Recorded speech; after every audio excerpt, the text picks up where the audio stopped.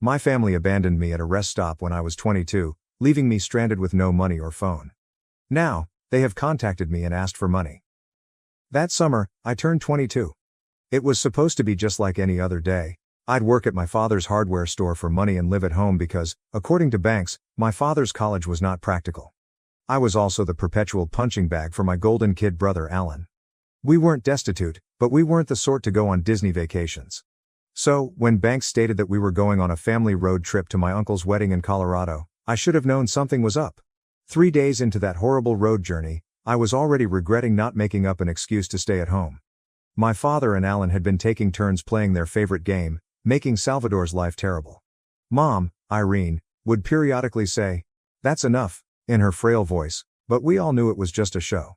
Look, I need to explain something about my family. Banks wasn't your typical dad. He was the type to wake you up at 3 a.m., to rant about a chore you forgot, or who will toss away your belongings if they get in his way. He had been telling me I was useless since I was able to grasp words. Alan quickly realized that he could either be Dad's mini-me or become like me. Guess which road he took? That morning, we came to a rest spot in Colorado that seemed to be in the middle of nowhere. Only fields, mountains in the distance, and a depressing tiny restroom facility with vending machines. I had been sleeping in the back of our Suburban and needed to stretch my legs and use the restroom. Dad and Alan were laughing over something, and Mom was checking her makeup in the visor mirror. I remember what I was wearing: an old Metallica t-shirt, trousers with a hole in one knee, and these beat-up Vans that I'd had for years. I did not take my phone because it was charging in the car.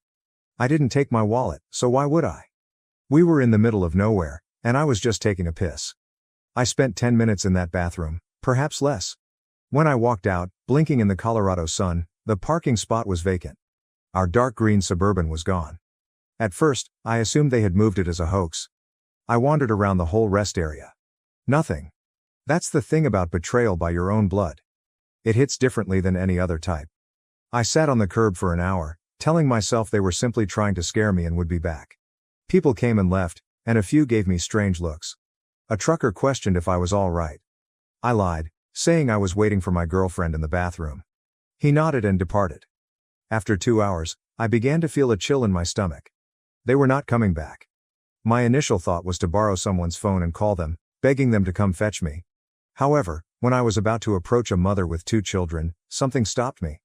A lifetime of memories flooded through my mind, every humiliation, every time they'd laughed at my expense, and every joke that was essentially cruelty with a punchline. I almost heard them. Alan's voice. "Dude, I bet he's crying right now." My father, "He'll figure it out if he's not as stupid as he appears." My mother's faint protest, which did not change anything. So, I made a decision. I approached that mother and asked to use her phone, but I did not contact my family. I contacted information and was given the phone number for the nearest shelter in Grand Junction, which is around 40 miles away. Then I asked her if she could give me a ride into town and said that my family had an emergency and had to leave, but they would send someone for me later. She hesitated, but I must have been innocent enough, since she agreed. That first night in the shelter was a reality check. I had nothing except the clothing on my back, no identification, money, or connections. Dave, the shelter employee, let me use their computer to seek out my uncle's address from a wedding invitation I had seen. I thought I would be able to travel to the wedding and see my family, but then I sat there staring at the screen, wondering why. Why pursue down folks who literally abandoned me on the side of the road for laughs? Instead, I set up a fresh email account. I searched up services for folks who needed emergency ID replacements, Googled cash-paying employment, and devised a plan. 2 days later, I was washing dishes at a small diner named Sunny. Geraldine, the proprietor, was a 60-something woman with purple-streaked gray hair and more tattoos than one would anticipate. I'd gone in, asked if they needed help, and informed her that my wallet had been stolen but that I needed work. She sized me up and remarked, "The dishwasher quit yesterday. You take from me, and you will die. Start now." That's the thing about rock bottom, you can only get up from there. For a week, I worked double shifts, slept in the shelter, and dressed in donated clothing. Dave assisted me in the process of obtaining a replacement ID by contacting vital records in my home state. With my first paycheck, I purchased a low-cost pay-as-you-go phone from Walmart. 7 days after they abandoned me, my phone rang. The number was unknown. I responded, and it was my mother, her voice shaking. She inquired as to my whereabouts and my well-being. They had been looking everywhere. It was only supposed to be a joke, she explained. They waited down the road for 20 minutes, returned, and couldn't find me. I listened to her stress and phony compassion. In the background, I could hear my father telling me to stop acting so theatrical and go to Uncle Rick's. I heard Alan laughing. "Salvador, are you there? Say something, we've been worried sick." That icy feeling in my gut was gone. Now there was just clarity. "You wanted to see if I could make it on my own," I explained, my voice firmer than it had ever been when speaking to them. "So watch me." I hung up, blocked the number, and then blocked every family number I could think of. I went to the Verizon store the next day and changed my phone number totally. I envisioned them becoming increasingly irritated as they realized their punching bag was not returning to be pummeled. 1 month later, I had my own studio apartment above a laundromat. It was small and always smelled like fabric softener, but it was mine. I worked my way up to prep cook at Sonny's, and Geraldine was showing me how to properly chop veggies without losing a finger. Sometimes I'd check my old email address, which my family knew. Messages piled up from Mom. "Please come home, we're sorry." From Dad. "This childish stunt needs to end right now." From Alan. "Dude, it was just a joke. Stop being such a..." I never replied. Not once. The thing about freedom is that once you've tasted it, you can't go back to the cage. I will not pretend it was easy. Some nights, I'd look through Instagram and see photographs of people with normal families who truly loved each other, and I'd feel an aching that no amount of them could satisfy. I experienced nights when loneliness threatened to take me whole. The holidays were the worst. But every morning, I'd wake up in my dingy little apartment, which smelled like Downy, go to my dishwashing job, where no one labeled me worthless, and construct my life one brick at a time. 3 months after they abandoned me at that rest stop, I checked my inbox for the last time. There was a fresh message from my mother. "Your grandmother is asking about you. Please just let us know you're alive." I closed the email, erased the account, and put my old SIM card in the dumpster behind Sonny's. That night, Geraldine showed me how to bake her renowned apple pie. She stated I had good pastry skills. It was the first real compliment I had received in many years. I never looked back. Update: 5 years after being abandoned at that Colorado rest area, I found myself staring at a familiar face in my Facebook page. Not because I was trolling my family's profiles, well, maybe I was, but because Alan had recently been mentioned in a local news piece back home. He'd received a DUI and wrapped his automobile around a telephone pole. Nobody heard except the pole. The publication had utilized one of his high school football photos. He appeared youthful and smug, in stark contrast to the fat mugshot below. That's the thing with karma. It goes at its own pace and never forgets an address. By then, I had established something like a life in Colorado. My terrible studio above the laundromat was eventually exchanged for a 1-bedroom with actual windows. I had worked my way up from dishwasher to line cook to assistant manager at Sonny's. Geraldine still ran the property with an iron fist and a flour-dusted glove, but she'd started treating me more like a quirky nephew than a charity case. My first major purchase, when I had actual savings, was a good laptop. Nothing spectacular, just enough to attend online community college classes in business management and basic accounting, which banks always claimed were for individuals who couldn't perform actual work. I'd spend my mornings at Sonny's, afternoons studying, and evenings at work. Rinse, repeat. Look, I'm not going to pretend that what occurred didn't leave me messed up. Trust issues? More like trust subscriptions, which I could cancel whenever someone got too near.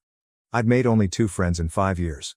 My neighbor Doug, who played bass in a bad garage band and occasionally brought me homemade beer that tastes like hoppy dishwater, and Geraldine, if she qualified as a friend rather than a boss. That changed when Kendra began arriving at Sonny's every Tuesday and Thursday, like clockwork. She always got the same thing, Denver omelet with no tomatoes and extra coffee.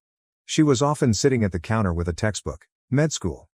I later discovered she had this habit of completely shutting out while studying. For several minutes, she held the fork halfway to her mouth. I started timing her once, and her time was 7 minutes and 23 seconds before she noticed she was holding cold eggs. I had been giving her coffee refills for 4 months before she saw me. "I mean, you truly saw me." Her eyes widened slightly as she explained that my name tag was spelled incorrectly. It wasn't, but it became our strange little joke. Every Tuesday and Thursday, she would point out that I was wearing the wrong name Salvador. I would act startled. It was the stupidest flirtation ever, but it worked. Our first date was not even intended to be a date.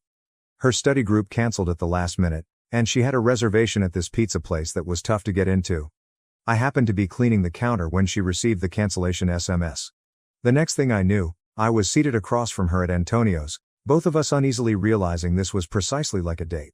6 months later, she moved into my flat. A year later, we moved into a somewhat larger place together. Nothing fancy, just a 2-bedroom with a bathroom where the toilet did not run all the time and neighbors who did not practice bass solos at 2 a.m. Meanwhile, I used false accounts to keep track of my family.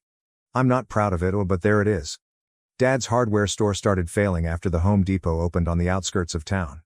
I noticed him talking about it on community Facebook pages, with remarks becoming increasingly frantic and nasty.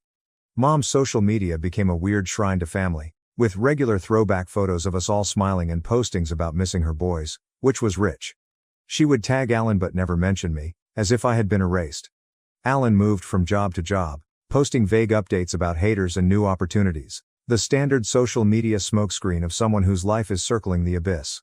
3 years in, Geraldine approached me during inventory and informed me she was considering opening a second Sonny's shop on the opposite side of town. She asked if I was interested in running it, rather than owning it. This is an important distinction. I didn't sleep that night because I kept thinking it was a test or a joke.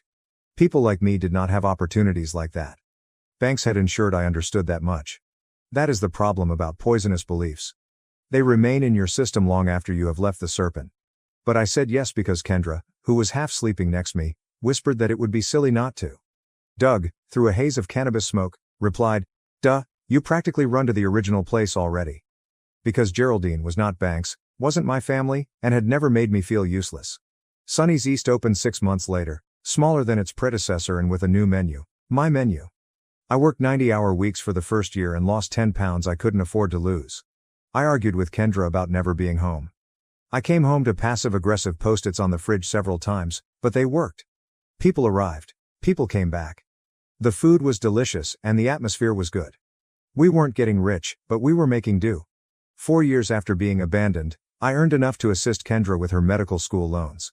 Not all of them, those creatures are monstrous, but enough to make an impact. She cried when I handed her the payment confirmation. Not cinematic crying, but lovely mascara tears. Real sobbing, snotty, red-faced, hiccuping crying. I had never felt more like a true person than in that moment. Then my granny died. I found out on Facebook. Mom captioned this lengthy, emotional homage with a million heart emoticons. Grandma Rose was the only one in the family who ever stood up to Banks, the only one who appeared to notice me. She would slip me $20 when no one was looking and instruct me to save them for my escape. I believe she meant college. It turned out to be more literal than that. I considered going to the funeral and even looked up airfares. Kendra said she'd come with me and hold my hand throughout the traumatic reunion. Doug offered me his lousy hatchback to drive instead. Geraldine simply shrugged and said, "Dead people don't know if you're there or not, so do whatever brings you peace." I didn't go. Instead, I sent flowers. A generic sympathy arrangement, signed Salvador, with no return address or note. It's just me. The reaction on social media was quick. Mom is posting about signs and reaching out from beyond. Alan made cryptic remarks about prodigal sons. Banks said nothing publicly, but I could imagine the uproar behind closed doors.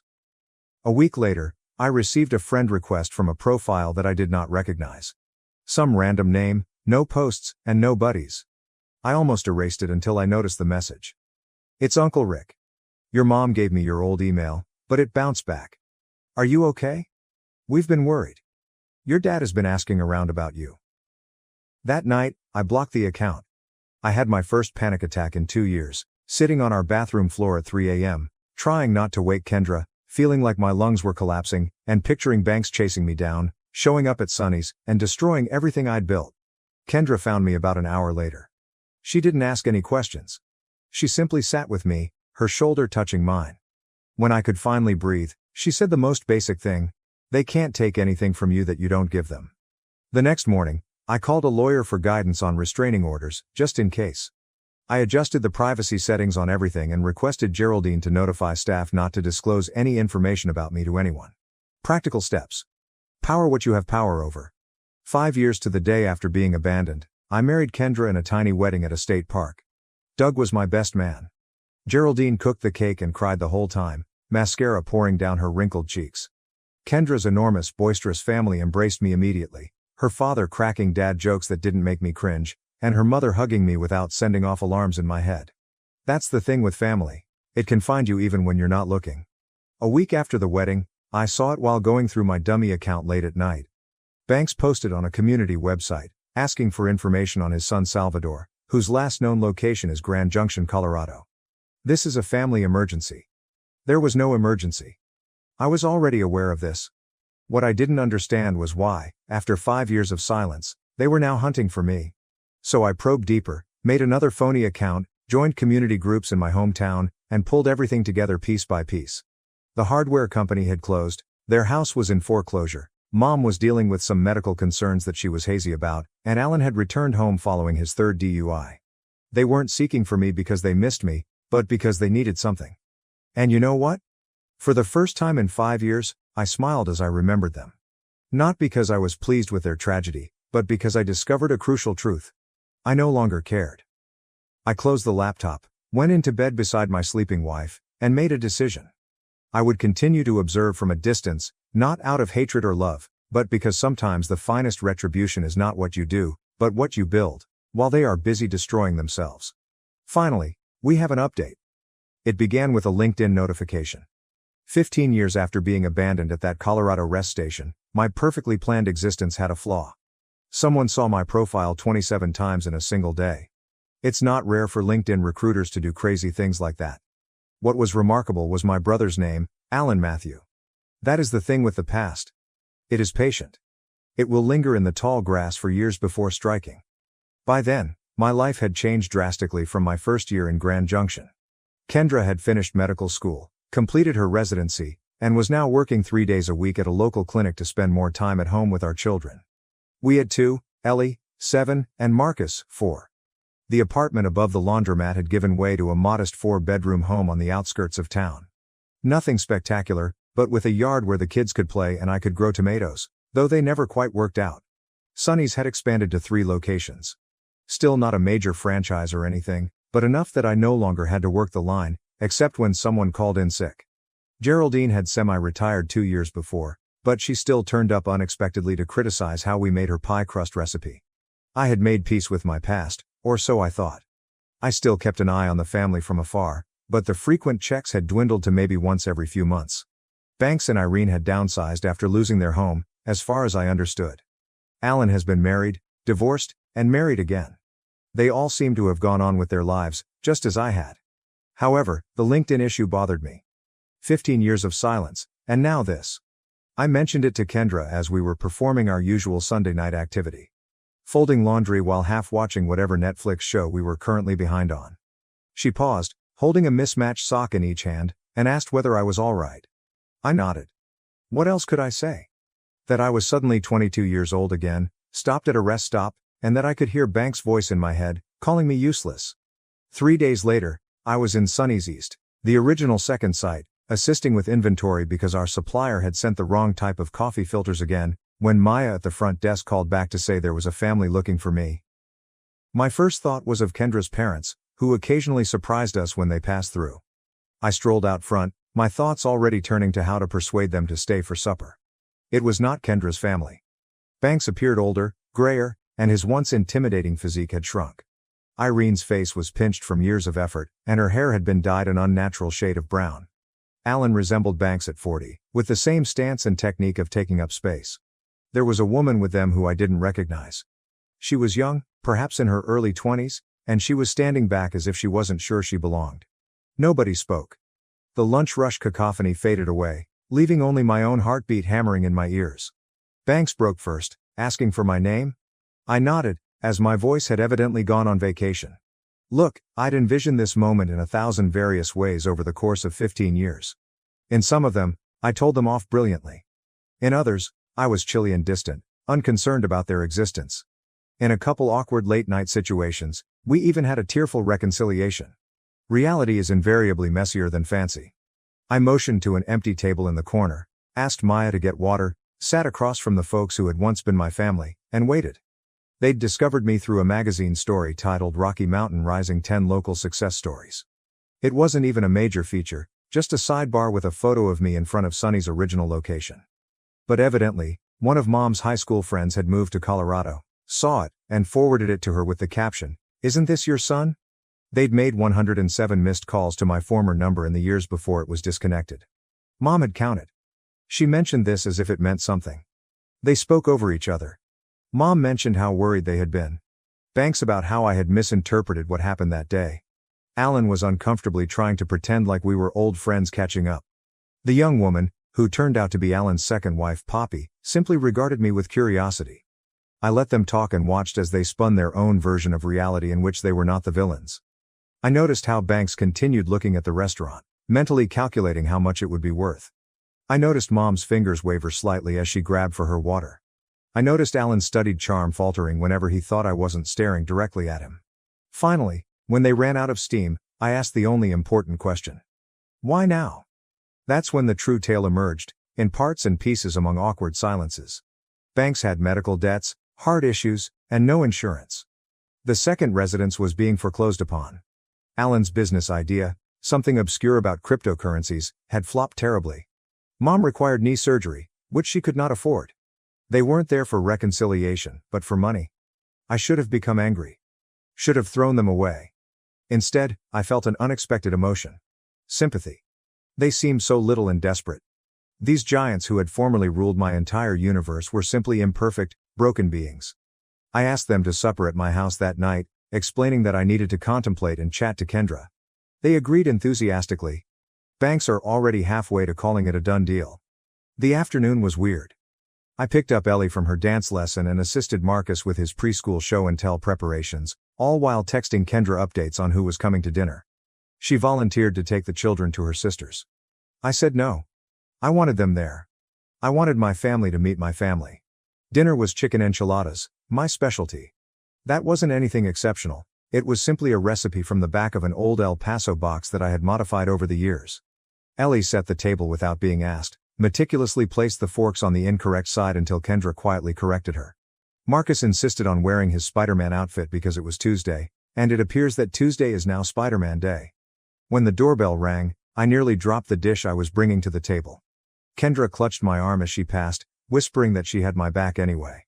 The children looked up with interest, realizing that something significant was happening. That's the thing about dreaded moments. When they occur, they're both worse and better than you expected. The introductions were awkward. Even after adjustments, Banks continued to refer to Kendra as Karen. Irene couldn't stop crying every time she looked at the kids, which terrified Marcus. Alan and Poppy were the least bad, making genuine attempts at polite conversation, but Alan kept hinting about family supporting family. After dinner, Kendra brought the kids upstairs for baths and bedtime, giving me a look that said, "Text if you need extraction." Then it was just me and them, sitting in a living room that felt too small. Banks began on the pitch, talking about how family sticks together and how he'd always known I'd be successful. A lie. How they only needed $20,000 to get back on their feet, alone, of course. I let him continue, then asked him if he remembered what he told me on my 18th birthday. He gave a blank gaze. I said to him, "At least you can't disappoint me anymore, once you're not legally my problem." I asked Mom if she recalled what she did after Banks tossed away my acceptance letter to community college. Nothing. She had done nothing. I asked Alan whether he remembered telling my first girlfriend that I was probably, in any case, when she came to the house seeking for me. They squirmed and made excuses. Banks' voice began to take on a deadly edge, which used to make me shrink. But here's what happened. I stopped shrinking. I was 15 years and a million miles away from that person. I went to my office, returned with an envelope, and delivered it to Banks. The check was for $73.50. Banks glanced at it, perplexed, and wondered what the hell this was supposed to be. I responded.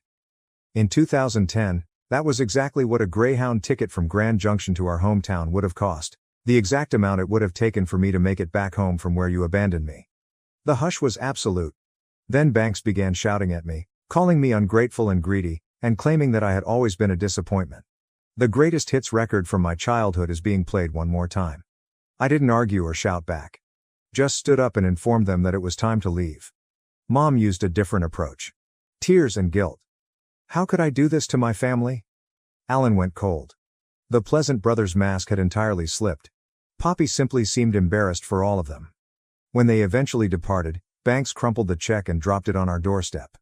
I closed the door and leaned against it, my legs becoming unsteady. Kendra came downstairs and asked if I was all right. I nodded, not trusting my own voice. We cleaned up the dinner dishes in silence, checked on the sleeping children, and prepared for bed as if it were any other night. As I was configuring the security system, I accessed the front entrance camera on my phone. They remained in the driveway, arguing. Banks is gesticulating violently, and his mother is sobbing. Alan was looking at our house with an attitude that I know all too well, jealousy mingled with hatred. Finally, they hopped into their rental car and drove away. I have never seen or heard from them again. Do not expect to. The chapter is finished. That's the thing about revenge, the best type is something you live rather than do. Every beautiful moment with my children, every inside joke with Kendra, every peaceful Sunday morning with nothing to worry, and every ordinary day in a life constructed on my terms. I never got back home. I did something better. I constructed one. My wife said spouses weren't allowed at her college reunion, but a friend sent me photos of her happily spending time with her ex-boyfriend. Helen, my wife of 7 years, stated 6 weeks ago that she was planning to attend her 10-year college reunion in Colorado. She asked if I wanted to join her, explaining that it was a relaxed weekend with everyone bringing their partners. I accepted since I had never been to Colorado and thought it would be nice to meet the folks she had spent 4 years with. Helen appeared eager about the vacation, discussing hiking trails and places we might try. She even suggested we prolong our stay by a couple of days to make it a short vacation. We booked flights jointly, and I took time off from work. I bought some new hiking boots and a jacket appropriate for the Colorado temperature. Helen and I spent the evenings poring over images from her undergraduate days, and she pointed out friends I'd meet. There was Mark, who had attended our wedding with his wife Jennifer and introduced Helen to her first job, and Carlos, who organized an annual charity run in which Helen participated. I noted she never mentioned Tyler, her college boyfriend, despite previous chats indicating that he was an essential part of her college experience. They had been together for over 3 years before breaking up in their final year. Then, around 10 days before the trip, Helen informed me that the reunion organizers had changed their minds and were no longer accepting spouses due to venue capacity limits. She appeared sad and apologized for the adjustment. I told her that was all right and that I'd spend the weekend catching up on household duties. I noticed she immediately shifted the conversation whenever I sought for further information about the new arrangements. When I specifically inquired which other spouses had been excluded, she vaguely mentioned Mark's wife and a few others before bringing up a problem with her work assignment. Helen packed the night before her trip, as I watched television in our bedroom. She appeared to take extra care with her dress selection, carrying several more possibilities than she normally would for a 4-day trip. She packed her prettiest gowns, including one she had recently purchased but had yet to wear. When I commented on this, she stated wanted to appear good in photos because everyone would be comparing how much they had changed since graduation. She also packed more cosmetics than usual and took particular care organizing her amenities. The day after Helen went for the reunion, I received a text message from Mark, one of her college friends whom I met at our wedding. His message informed me that Helen had been spending all of her time with her college lover Tyler. Mark also said that he had seen them walk into Tyler's cabin and stay there for more than an hour while the rest of the group was on a hike. According to Mark, Helen informed everyone that I would be unable to attend due to an important work project. He attached a photo of the reunion schedule, which showed no restrictions on inviting companions. I stared at the message for about an hour. Helen and I had not been having any issues. We had been discussing starting a family next year. We had just finished renovating our kitchen and planned to tackle the bathrooms next month. We'd even begun looking at larger homes in neighborhoods with good schools. I had never suspected her of being dishonest before. I called her in the evening to see how things were going. During our call, Helen described the reunion as fantastic, noting a hike and cookout. When I casually inquired about the venue and whether the no spouses policy was justified, she promptly confirmed that it was owing to the lodge's restricted accommodation capacity. Then I inquired if Tyler was present, attempting to make it sound like an afterthought. After a considerable gap, she stated that he couldn't make it and was now residing in Europe. After we hung up, I checked our cell phone bill online. Helen made several calls to a number I didn't recognize in the weeks leading up to the reunion. The calls became more frequent as the reunion approached. The most recent call was 47 minutes long and took place the day before she left. I copied the number and texted Mark to see if he knew who it was. He confirmed that it belonged to Tyler, who had returned from London 6 months earlier following his divorce. I packed my bag and traveled to my sister's place. She is a family law attorney. I showed her Mark's text, the reunion schedule, and phone records before explaining the problem. My sister advised me not to jump to conclusions, and suggested that I speak with Helen when she returned, since the calls could be benign. When I pointed out that Helen lied about Tyler's absence and told everyone I couldn't come due to work, My sister acknowledged my concern but reminded me that 7 years of marriage deserved more than 3 days of doubt. She recommended waiting to see if there was a legitimate explanation before taking severe measures. I slept on my sister's couch for the next 3 nights. Helen did not call me back after our talk, which seemed unusual for a 4-day trip. She sent some generic updates and images from group outings, but nothing personal. The photographs were always of large groups, never of her alone or with specific people. I explored social media and discovered several images of the reunion shared by other guests. In 3 of them, I could see Helen and Tyler standing close together. In one, his hand was on her lower back, while in another, they were seated apart from the rest of the group, deep in conversation. When she was due to return, I went back to her house to confront her. I printed out the phone records, screenshots of images I'd obtained online, and the reunion itinerary, which showed no spouse limitations. I put them on the kitchen table and waited. Helen's smile faded when she walked in and saw me sitting at the kitchen table, papers spread out. Her countenance changed from surprise to concern when she saw the documents. During our conversation, Helen confirmed Tyler was at the reunion but insisted that nothing had happened and that they were just friends now. When confronted on her claims, she admitted that the organizers had not truly barred spouses. She just thought it could be awkward because Tyler would be present. She stated she was attempting to prevent an awkward situation for everyone. When I showed her the phone records from her 47-minute talk with Tyler the day before the trip, she attempted to deflect by calling my phone record check invasive. She stated Tyler contacted about the reunion because he was apprehensive about seeing everyone after his divorce and wanted to know who would be there. I pointed out that this was their 12th call together in 3 weeks, not just a one-time talk regarding attendees. I explained that I had already spoken with my sister about divorce options. Helen got visibly agitated. She insisted that nothing occurred to Tyler. She stated she was simply being a friend to someone going through a difficult period following their divorce. According to her story, they just went to his cabin to fetch something from his car, and Mark missed their return since he had already departed for the climb. She maintained she was only assisting Tyler with his divorce and had even paid for the majority of his meals while he was between jobs. I showed her the social media photographs of his hand on her back. She dismissed it as people crammed close for a group photo, despite the fact that there was plenty of space around them in the photo. I told her I was going to spend the night at my sister's because I needed to think. Helen followed me as I packed, her voice growing increasingly agitated as she said I was overreacting to nothing and that I was willing to give up 7 years of marriage over insignificant texts and images. She mentioned our future plans for children in the home we were considering purchasing. As I zipped my bag, she blocked the bedroom doorway, imploring me to stay and sort things out. I simply waited till she moved aside and then departed without replying to the accusations. Helen phoned 27 times that night. She left 14 voicemail messages, each one more dramatic than the last. I didn't pay attention to most of them.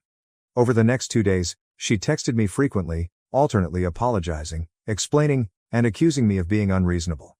My sister agreed to postpone any legal procedures while I thought things over. I simply don't know what to do anymore. 7 years of marriage, and I never saw this coming. My head is spinning, trying to make sense of everything. My buddies are split. Half saying I should listen to her entirely, and that couples have survived worse. The other half claims that lying alone reveals who she truly is. I can't eat. Did anyone else catch their spouse lying about something like this? I never expected to be in this position, and I honestly don't recognize my life right now.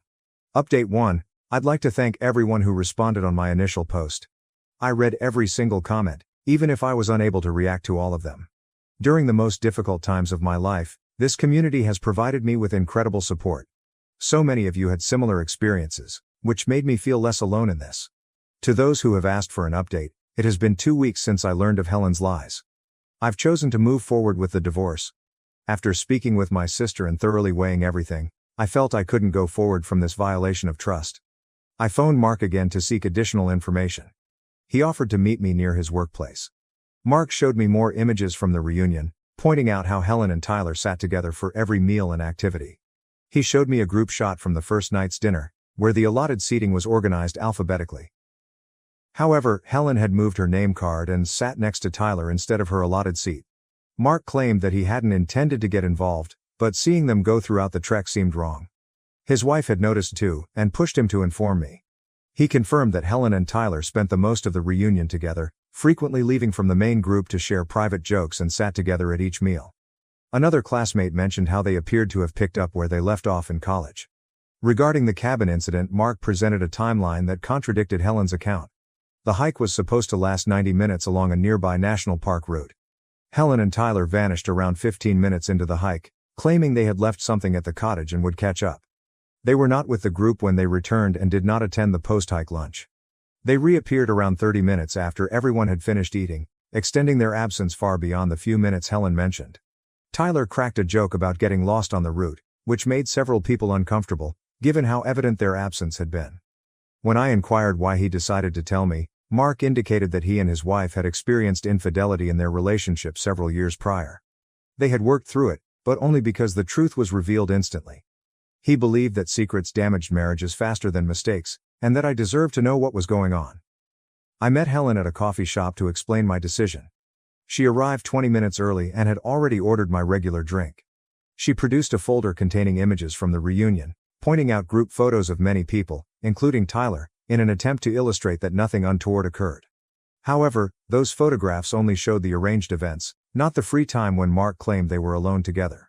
She also received written emails from the reunion organizer addressing arrangements, but none of them indicated any restrictions for spouses. She questioned why I would abandon 7 years of marriage based on what Mark stated, alleging that he had always been envious of her friendships and even mentioning his behavior at our wedding. I mentioned that this was about more than simply Mark's account. It was about the lies she told to ensure that I wouldn't be present while her ex was. The fact that she had devised an elaborate deceit rather than simply being honest about the matter demonstrated a fundamental breach of trust. Helen admitted making a mistake in how she handled the incident, but she maintained to deny anything occurred to Tyler. She offered marriage counseling, noting that she had already made a preliminary visit for the following week. When I declined, she got obviously frustrated, reading through her folder of evidence to ensure that nothing untoward had happened. She urged me to speak with someone else from the reunion, mentioning 2 people I'd never met who might allegedly provide a different account of events. The next day, I began searching for apartments. I located one near my work and signed a 6-month lease. I paid the security deposit and first month's rent with my personal account rather than our joint account. When I told Helen I was moving out, she called her parents. They came over that evening and tried to intercede, with her father emphasizing that every marriage has its ups and downs, and her mother crying and pleading with us to seek counseling before making any final decisions. Her father mentioned his own past sins, which her mother had forgiven, implying that the situation was comparable. The following weekend, I relocated the majority of my personal belongings to the little flat. 2 buddies assisted me in transporting my possessions while Helen was at her parents' place. I left a letter indicating which furniture I had taken and which ones I would return later. Helen started telling our friends her version of events, depicting Mark as a troublemaker and me as difficult. She claimed I misread innocent exchanges and overreacted without giving her the opportunity to explain. My sister filed the initial divorce papers, citing irreconcilable differences. Helen texted saying she was still hoping I would change my mind before things got too far. When I did not react, she sent an email with links to marriage counselors in our area, claiming she had studied their qualifications and discovered one who specialized in trust restoration. I did not open the links. Does it ever get easier on Reddit? I'm really lost right now. Update 2, it has been a month since my last update. The divorce is proceeding forward. Helen first challenged it, stating that irreconcilable differences were not a viable basis in the circumstances. My sister indicated that this was only a delay tactic, as our state recognizes no-fault divorce regardless of the objection. Helen filed a lengthy response to the divorce petition, requesting marriage counseling before continuing and claimed the marriage may be saved. Helen has alternated between contrite notes and hostile allegations. She came to my flat twice.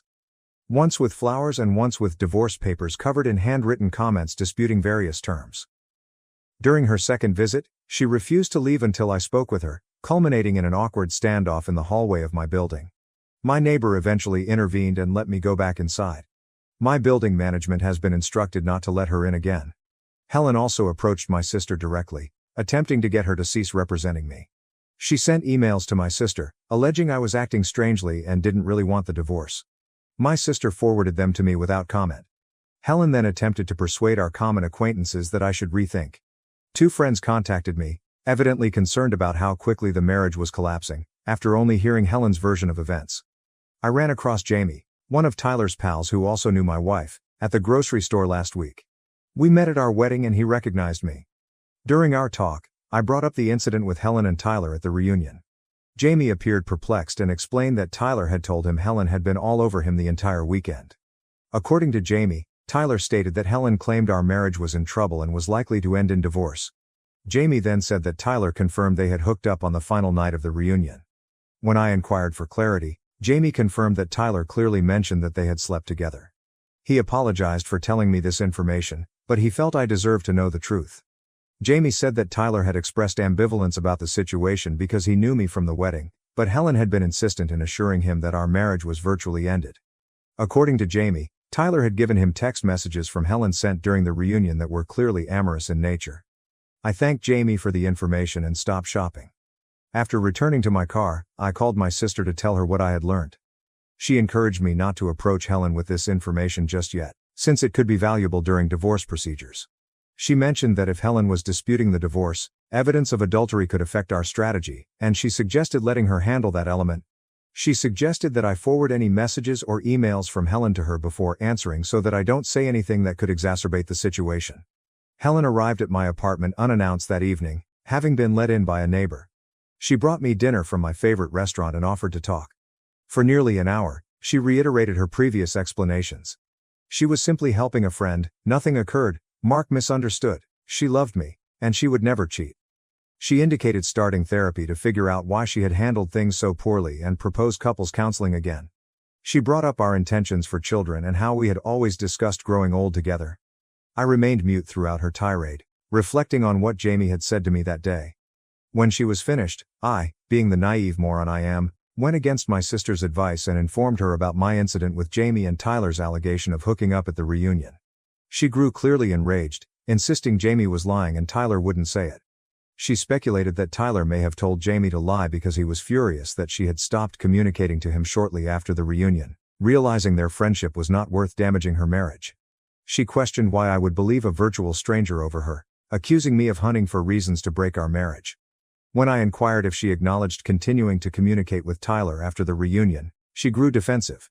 She packed her belongings and immediately went, slamming the door behind her. The following day, she sent a lengthy email claiming to have contacted Tyler, who denied telling Jamie anything about hooking up. She claims it was all a mistake or planned sabotage. A week later, Tyler called me. He explained that Helen had called him constantly, sometimes from multiple lines, after he blocked her, accusing him of spreading rumors. He claimed he only wanted the drama to cease. Tyler acknowledged exaggerating when telling Jamie that he and Helen had slept together. He said that he and Helen spent a lot of time together at the reunion, but they merely kissed and did not sleep together. He claimed the kiss occurred on the final night, after they had both consumed alcohol at the farewell supper. Tyler went on to say that Helen had informed him that our marriage was experiencing troubles, that we hadn't been connecting lately, and that she wasn't sure what she wanted. He claimed she had instigated the majority of their interactions at the reunion, seeking him out during activities and asking they meet up alone. Tyler seemed astonished when I told him we were planning to have a baby the next year and were not having any troubles. He apologized for his role in the incident, stating he should have kept his distance knowing she was married. Following the call, I passed Tyler's contact information to my sister, who urged me not to address Helen directly about the contradictions. She urged that the legal procedure continue without further emotional clashes. I did not reply to Helen's email justifying herself. 2 days later, she suddenly agreed to the divorce terms provided by my counsel, including the asset division we had agreed upon. The rapidity with which she accepted the divorce after weeks of battling made me wonder what had changed. My sister speculated that Helen might have understood Tyler had spoken to me and decided to cut her losses rather than having more details revealed during contested processes. Update 3. It has been a month since my last update. The house has been advertised for sale, and we have already received 2 bids above the asking amount. We've agreed to divide the proceeds evenly once the mortgage is paid off. Helen returned to the flat, this time with her mother. They brought boxes to collect some home goods that we agreed she could take. While Helen was gathering her belongings, her mother attempted to engage me in conversation about marriage troubles and second chances. She told a story of nearly parting up with her husband shortly after Helen was born owing to his lengthy work hours and her suspicions of an affair, which proved to be false. She underlined how delighted she was that they had worked through their issues rather than separating. I helped them carry boxes to their car but avoided engaging in conversation beyond basic civility. As they were about to leave, Helen requested to meet with me alone while her mother waited in the car. Her mother appeared hesitant to leave us, glancing back numerous times as she moved towards the car. Helen's demeanor altered once she was alone. She seemed more gloomy than in past conversations. She indicated that she needed to clear her conscience and admitted to lying about why I couldn't attend the reunion, as well as spending significant time with Tyler there. However, she stated that they never slept together and only kissed once after the farewell supper, when they were both drunk. She stated she stopped it from continuing and immediately regretted the kiss. She couldn't understand why Tyler would tell Jamie they had hooked up, implying that in his opinion, a kiss constituted hooking up, or that he was embellishing to save face. She also admitted to deleting text messages between her and Tyler before the reunion, confessing that their chats occasionally devolved into reminiscing about their previous relationship, which she knew would upset me if I saw them. She said that what happened in the cabin was completely harmless. They had gone to grab something from his car but ended up talking for far longer than expected about his recent divorce and feelings of failure. When I inquired why she was telling me this now, Helen replied that because the divorce was inevitable, she wanted me to know the truth. She admitted to making a succession of stupid decisions and dealing with the repercussions, but she denied being disloyal to that extent. She also denied having misgivings about our marriage before the reunion, contradicting Tyler's statement, and stated that he may have misconstrued what she said about being worried about having children. She handed me an envelope containing concert tickets to a band that we both admired. She said that she had bought them before the reunion as a surprise for our forthcoming anniversary. She didn't expect me to use them with her, but she assumed I would want them anyhow. I accepted the envelope without commenting. After she went, Tyler texted me that Helen had asked him to message me. He clarified that they did not sleep together during the reunion, but instead kissed. He revealed to Jamie that something happened while he was inebriated, but argued that it was an exaggeration. He apologized for his involvement in the incident and vowed not to contact either of us again. Their stories now matched, giving me pause. However, I then remembered all of the past lies. Even if they simply kissed, Helen had concocted a tale to spend time with an ex-boyfriend, then lied again when questioned. Whether they had sex or just kissed, the underlying breach of trust remained the same. The fact that both of their stories had shifted over time made me question the most recent version as well. The next day, Mark provided me with screenshots of a furious argument between him and Helen, in which she accused him of wrecking her marriage by messaging me. In her conversations, she referred to him as a backstabbing friend and accused him of misinterpreting harmless encounters. Mark confirmed all he told me and added that numerous others at the reunion had witnessed Helen and Tyler's behavior but were hesitant to intervene. He recounted particular incidents that I had not heard about before, such as Helen and Tyler missing from an evening bonfire for more than an hour. Helen stated in her letters to Mark that she and Tyler talked about their previous relationship during the reunion and reminisced about old times. She accused Mark of making assumptions about their cabin time, but she didn't deny they'd been alone together for longer than she had previously reported. She also mentioned inside jokes and light flirting, which viewers should not have taken seriously. For me, each new piece of knowledge simply reinforced my decision.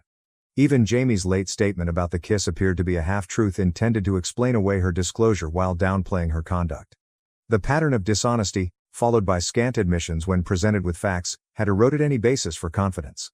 I focused on starting my new life. I bought furnishings for my apartment rather than using the temporary things I had moved from our home. My sister referred me to her husband's friend, who needed help rebuilding his basement, which has given me something to work on in the evenings and weekends. Helen has ceased reaching out as frequently. According to common acquaintances, she has been telling people that she made a mistake, but that my refusal to forgive was the true reason our marriage terminated. Some believe her, but others don't. I've quit attempting to amend the record or justify my judgment. Those who know me understand, while those who don't are irrelevant to my future. The divorce will be finalized in the next few months, ideally as soon as feasible. I'll provide an update then. Final update. The divorce was completed last week. I expected to receive the final papers without any drama, but that was not the case. Helen emailed me 2 days before our divorce became legal. The subject line was "the whole truth." I almost deleted it before reading it, but curiosity got the best of me. Helen ultimately acknowledged in the email that she and Tyler had slept together twice during their reunion. She claimed she fought the divorce so hard at first because she couldn't bear accepting the whole truth, even to herself. Tyler contacted her a month before the reunion, according to her email, and they had been communicating on a regular basis since then. When she discovered he was there, she purposefully made up the tale about couples not being welcome. She revealed information I had not previously known. Their first night together had been arranged ahead of time, rather than being a spontaneous decision affected by alcohol, as she had previously stated. She had planned to meet him in his cabin after the welcome supper, telling others she needed to make a business call. Their second encounter came after the goodbye meal, when most people were preoccupied with group activities. She apologized for everything, especially for trying to make me appear irrational to our friends for seeking a divorce. She admitted to manipulating the issue by only acknowledging parts of the truth when presented with evidence. She concluded by claiming she was not asking for forgiveness, but rather to cease living with the lies. I sent the email to my sister without comment. She called me right away to see if I was okay. I confirmed I was fine, as I had suspected all along. When she asked if I wanted to utilize this admission in the divorce process, I rejected, indicating that the terms were fair as they were and that all I wanted was to get it done. The documentation was filed in my records, but I saw no point in using it to punish Helen further. I did not reply to Helen's email. There was nothing more to say. Helen's sister called me the day after her divorce was finalized. We'd always gotten along nicely at family gatherings. She had learnt of Helen's confession email and wanted to apologize for how her family had treated me during the process. She stated that Helen had finally told their parents everything, and they were embarrassed by how they had pushed me to reconcile. I informed her that it was not their fault. They were merely supporting their daughter, as was expected. She emphasized that they didn't blame me for the outcome, with her father feeling particularly guilty about what he said to me during his intervention attempt. 2 days later, I received another email from Helen, requesting that we meet one final time to return some of my personal items she discovered while packing up the house, which we had agreed to sell as part of our divorce settlement. I agreed to meet. Helen arrived 10 minutes late and handed me a tiny box containing my grandfather's antique watch and some images from my childhood mixed with hers. The watch had been missing for months, and I accused Helen of misplacing it while cleaning. She claimed she had found it a long time ago, but had hidden it after an argument and forgotten about it until packing. After an awkward pause, she thanked me for not using her confession email against her legally. I just stated that it would not have benefited either of us. Her looks had changed. She had cut her hair short and was thinner than when I last saw her. She indicated that she will continue with therapy in order to better comprehend her behavior. We finished our coffees in silence. As we were about to leave, she asked if I would consider remaining in touch on occasion as friends. I politely rejected, explaining that I believed a clean split would be healthy for both of us. She nodded and didn't press any further. Thank you, Reddit, for being there during this journey.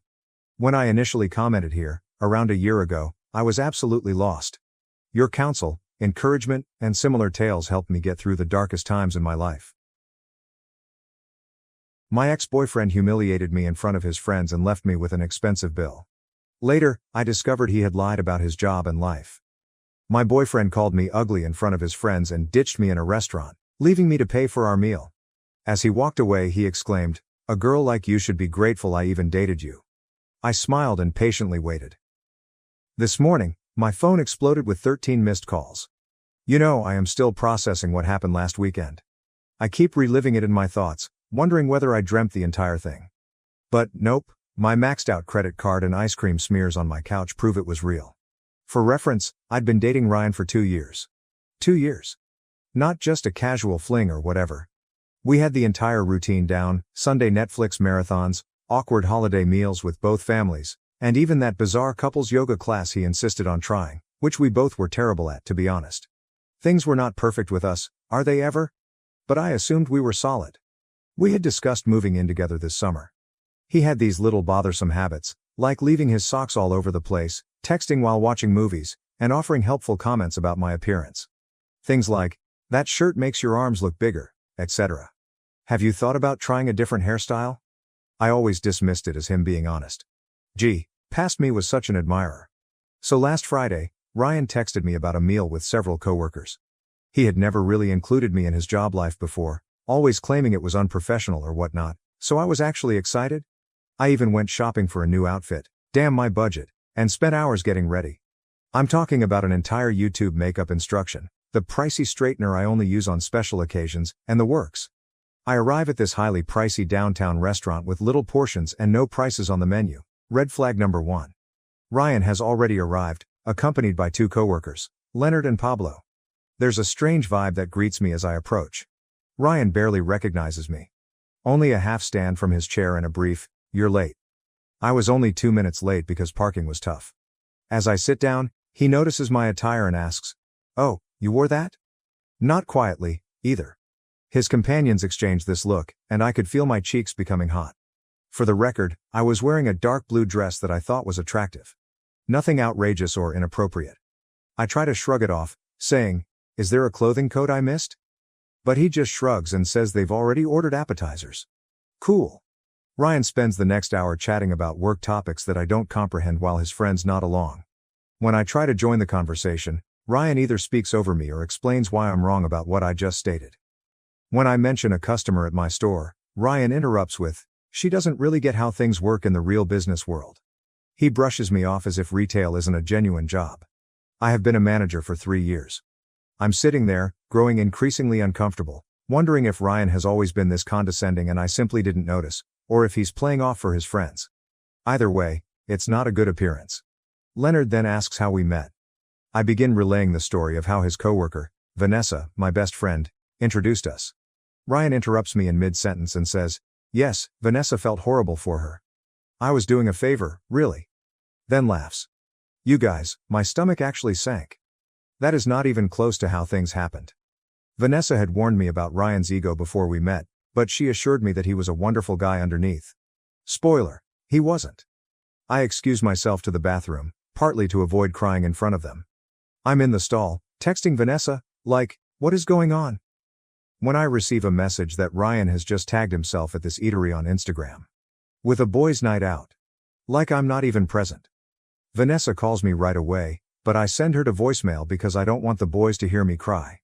I spray some water on my face, touch up my makeup, and give myself a sad little pep talk in the mirror about getting through dinner with dignity. When I return to the table, everyone is laughing over something, but it immediately stops when I sit down. Awesome.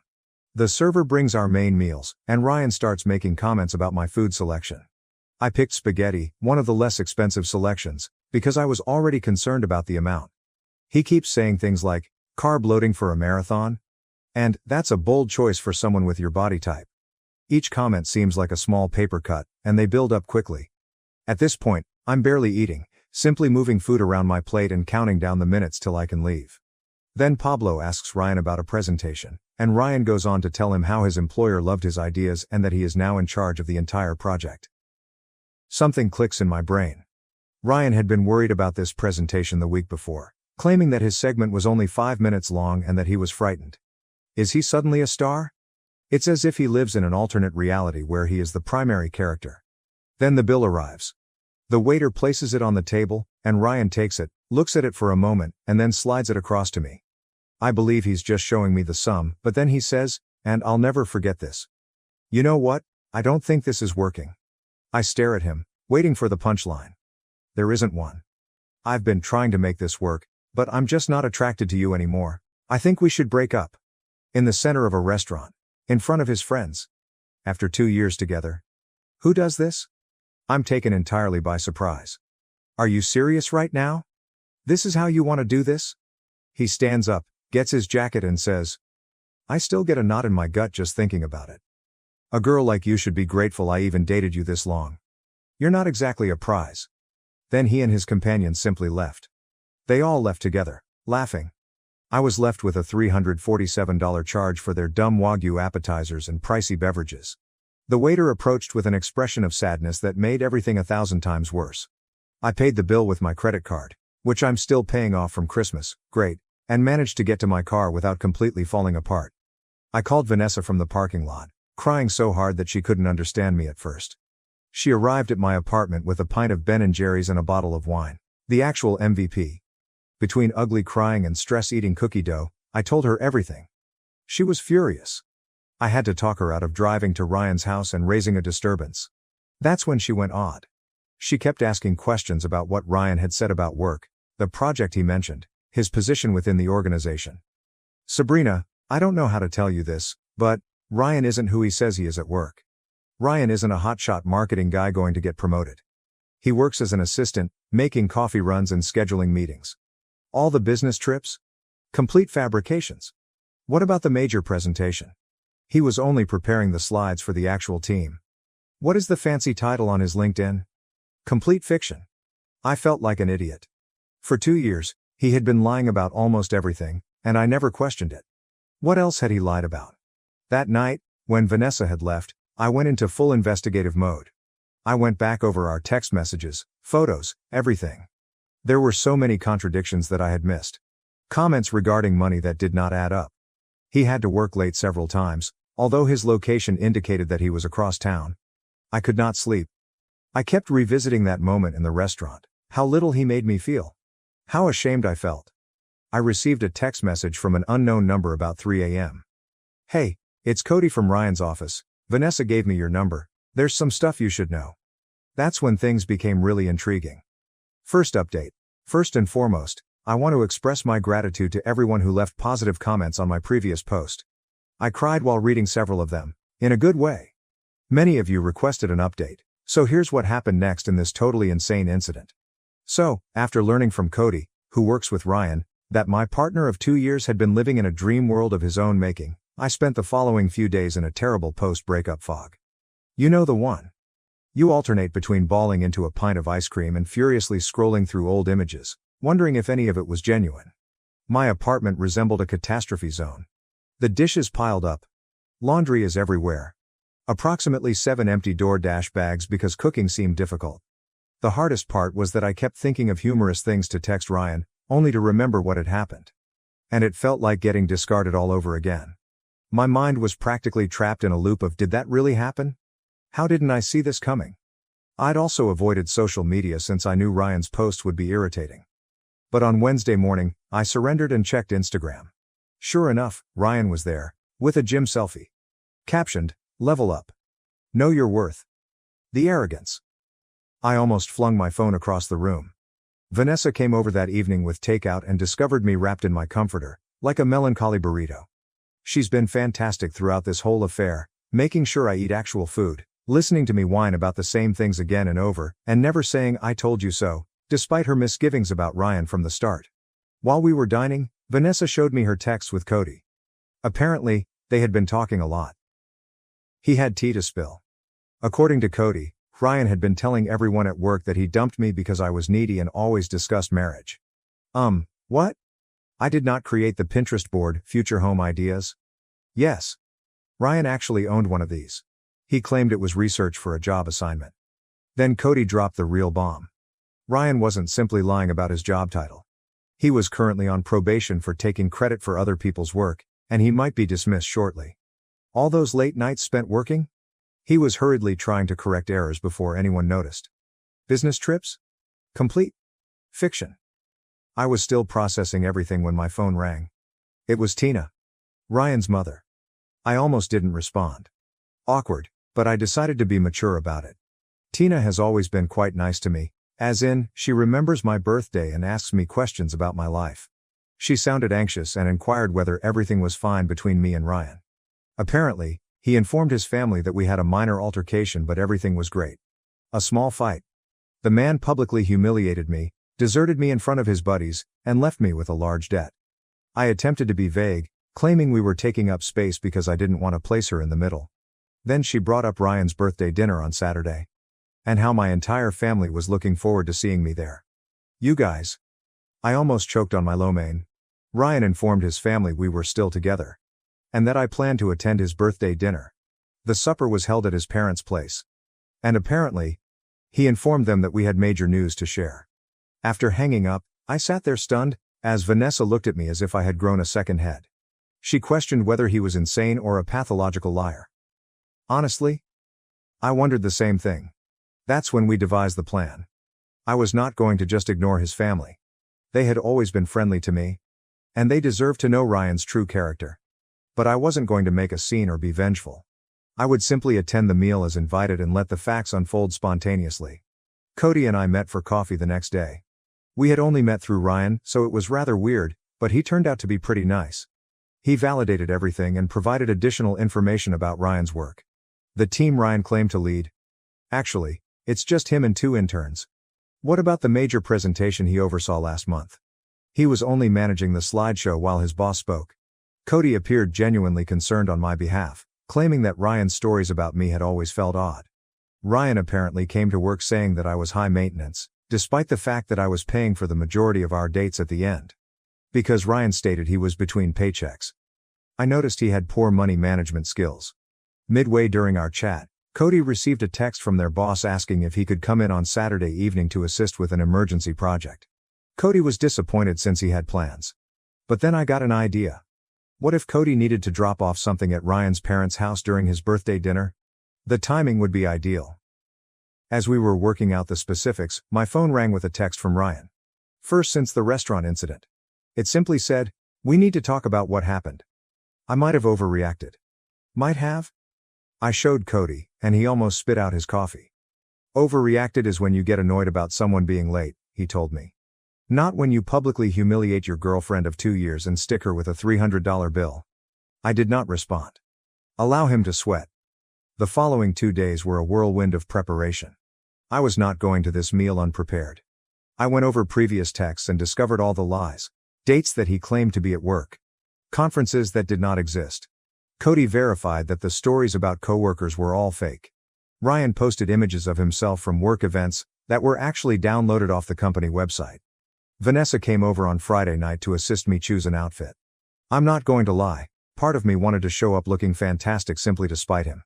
But we thought that the ideal way was to look attractive without appearing to try too hard. We chose a plain black outfit that Ryan previously claimed made me seem average, which I now realize was his strange negging attempt. Because I always received compliments when I wore it. I barely slept Friday night. What if this backfires? What if his family supported him? What if I froze and couldn't go ahead with it? By Saturday I'd eaten my nails down to nothing and mentally run through around 17 situations. Around midday, Ryan texted again. Looking forward to seeing you tonight. Wear something nice. My parents are excited. I did not respond to that either. Allow him to think what he wants. I spent the afternoon getting ready, feeling a strange mix of anxiety and anticipation. Vanessa helped me with my hair and gave me a pep talk when I started to lose confidence. At 5:30, I got into my car and drove to his parents' house. I had to pull over once because my hands were too shaky to drive securely. I sat for a minute, doing breathing exercises from a meditation app I got months ago but never used. What was I doing? Was this crazy? Maybe I should just block Ryan on everything and live my life normally. But then I remembered him sitting there at his birthday dinner, undoubtedly telling everyone a fabricated version of our relationship. Perhaps even making himself the victim. My determination hardened. I arrived at his parents' house around 6:15. Fashionably late. Which I knew would irritate Ryan. Several automobiles were already parked in the driveway. It appeared that the entire family was present. I checked my cosmetics in the rearview mirror, took one final deep breath, and headed to the door. Ryan's father opened it with a bright smile and a hug, leading me inside. The home smelled like Tina's delicious pot roast. I experienced a brief moment of sadness. I really liked Ryan's family. And this would probably be the final time I saw them. I rounded the corner and entered the living room. Ryan was there, drink in hand. He was in the middle of laughing at something his cousin had said. He froze when he saw me. He clearly did not expect me to show up, despite what he told his family. The look on his face was priceless, to be honest. Panic flared across his features for a brief moment before he calmed down and approached. With a phony smile, he hugged me tightly and murmured, "You actually came. We need to talk privately." I simply smiled and said, loud enough for all to hear, "I wouldn't miss your birthday for anything. Especially since you've been telling everyone we had big news to share." His face lost its color. Tina clasped her hands happily and asked if this was what she expected. Ryan's sister sent me a knowing look. His father started joking about finally having grandchildren. Ryan held my elbow too tightly and attempted to steer me down the corridor. But his mother yelled out that dinner was ready and that everyone should sit down. We all took our places around the dining table, with Ryan warily monitoring my every move. Cody sent me a text message. On my way. 15 minutes out. Ryan leaned down and hissed, "What are you doing here?" I thought after the restaurant. I simply smiled nicely and said, loud enough for anyone to hear, "Oh, I wouldn't miss the chance to tell your family about what happened at that restaurant, Ryan. I'm sure they'd love to hear that story." The look of complete dread on his face when his mother began bringing out the meal. It was worth every second of anxiousness to get there. It's game on. Second update. I'm finally ready to discuss what happened at Ryan's birthday dinner. Sorry for the delay. I needed a mental health day after all of this stress. Additionally, my Wi-Fi has been acting up because my neighbor grabbed my password and presumably downloaded the entire internet. Where have we left off? Right, me, sitting at Ryan's dinner table with his family, while he worried about what I could say. So there I was, surrounded by Ryan's folks. His parents are Tina and Ralph. His sister, Kayla. His grandmother. And two relatives whose names I constantly mix up. Tina's wonderful pot roast, those buttery mashed potatoes I'd literally dreamed about, and a fancy salad that no one was going to eat but everyone would pretend to like. The first 20 minutes were just unpleasant.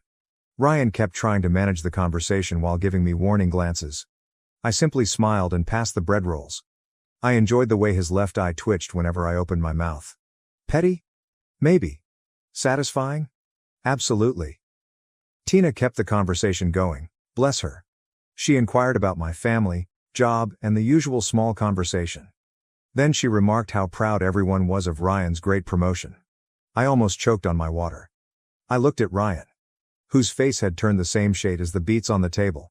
Ryan jumped in, discussing how his team was crushing their goals and how his boss was essentially grooming him for senior management.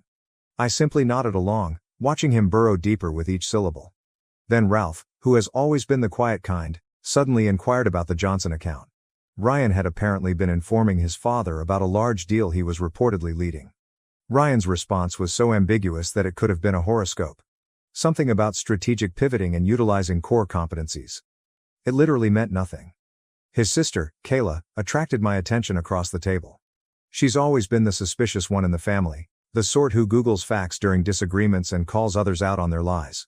She raised an eyebrow at me. Like, is he serious right now? That's when Tina mentioned the future. She inquired about our major announcement and whether it had anything to do with us taking the next step. Ryan nearly dropped his fork and murmured something about how it was not the appropriate time to address it. His grandmother, who has no filter and is my absolute favorite person in his family, cut in. So, are you two moving in together or what? Because Ryan said you were looking at apartments together. Again, new to me? The furthest we had gotten in that conversation was my remarking, maybe we should think about combining our Netflix accounts to save money. Ryan sought to redirect the subject back to himself, mentioning how his boss had given him a company card for business spending. I could not help myself. I was curious. What kind of expenses are you authorized to approve? He mumbled something about client dinners and team outings. At that point, I casually mentioned, oh, speaking of dinners, Ryan took me to this amazing restaurant last week. What was it called again, honey? The one where you met up with Leonard and Pablo? The color on his face drained faster than my phone battery on TikTok. Seriously, my phone can't take more than 20 minutes of browsing without dying. Anyone else? Before he could reply, the doorbell rang. Perfect timing. Tina went to answer it, and I could hear her delight. Oh, Cody? What a surprise. Ryan looked like he was about to pass out. Cody strolled in, dressed professionally in a button-up shirt and holding a folder. He apologized for disturbing Ryan's birthday meal, but he had some work documents that Ryan wanted to sign right away on Monday morning. Tina, the perfect host, quickly offered him to join us for dessert later.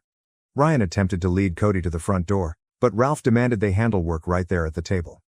Since we're all family here. Cody sat in the empty chair beside me, which I had carefully saved. NGL. Ryan gripped his fork so tightly that I thought it may bend. That's when Ralph asked Cody how the big presentation went. The one Ryan appeared to be leading. Cody seemed perplexed for a second. He eventually caught on. He looked at me, then at Ryan. And I could see him reaching a decision. Cody stated that the presentation went well.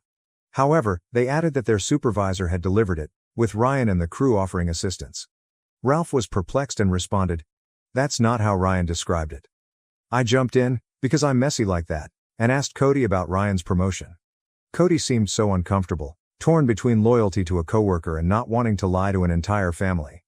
He fidgeted with his napkin and made some vague remarks about company restructuring. Ryan interjected with a phony laugh and attempted to change the conversation to sports or something.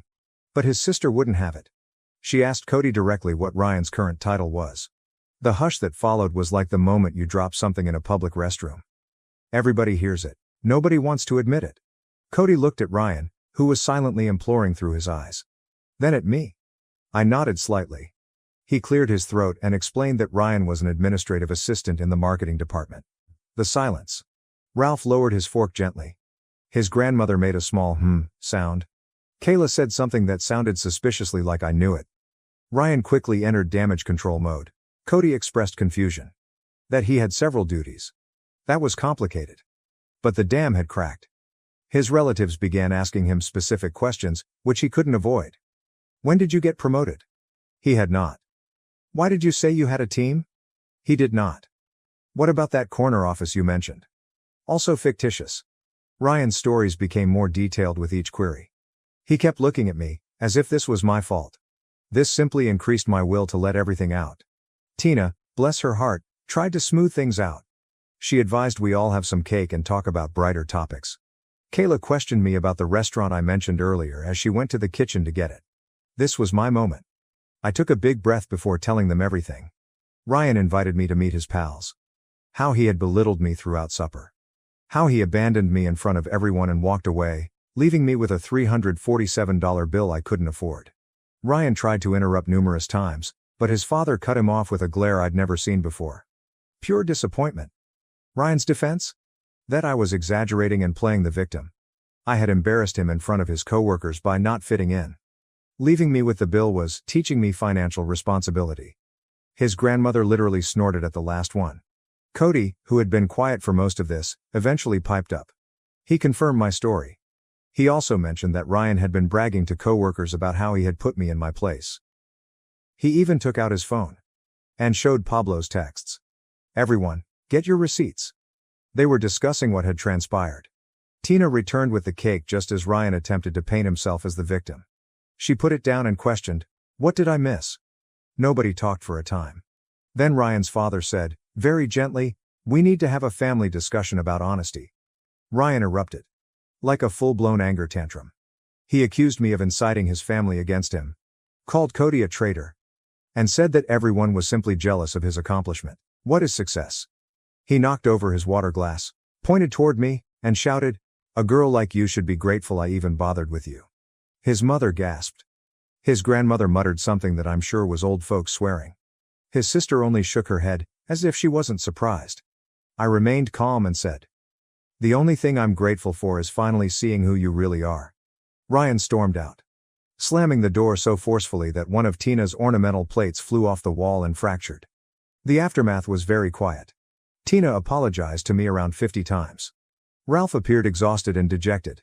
Kayla helped mop up the spilled water. Cody apologized for his role in the unpleasantness. But he stated he couldn't stand by and let Ryan lie to everyone. The oddest thing happened. Instead of asking me to leave, they insisted that I stay for dessert. We all sat there. Ryan's ex-girlfriend, co-workers, and family, eating birthday cake, without the birthday boy. In any other context, it would have been the most uncomfortable thing ever. However, it wasn't. After the cake, I helped Tina clean up the kitchen. She kept apologizing, claiming she had no idea Ryan was lying about so much. She appeared really heartbroken. Not simply about what he'd done to me, but about who her son had become. I felt awful for her, to be honest. No parent wants to discover their child is, well, it's kind of bad. She calmly inquired if there had been any previous indicators. And I admitted that looking back, there were warning signs I had overlooked. Because I wanted to think the best of him. Ryan's dad grabbed me aside as I was about to leave. He praised me for being honest, and he apologized for what his kid had done. He appeared despondent, as if he was trying to find out what went wrong with his upbringing. I assured him it was not their fault. Ryan had made his own decisions. Cody volunteered to take me to my car, perhaps understanding that I needed a moment to comprehend things. As we proceeded down the road, he remarked that Ryan had been having troubles at work for several months. Taking credit for others' ideas. Lying about his contributions. Even fabricating client emails. He was on his final warning before possible termination. Ryan's intense need to appear successful made a strange kind of logic. His entire persona was based around this fabricated appearance of prosperity and status. When I considered it that way, I almost felt bad for him. Almost. I thanked Cody for supporting me and drove home. In a strange sense of emotional fatigue coupled with relief. Like when you finally remove an uncomfortable bra at the end of the day. Sorry for the strange analogy, but you understand what I mean. When I came home, I saw 3 missed calls from Vanessa requesting updates. I was going to call her back when my phone vibrated with a text message from Ryan. "You've ruined everything. This isn't over." I did not respond. I just blocked his number and made myself some tea.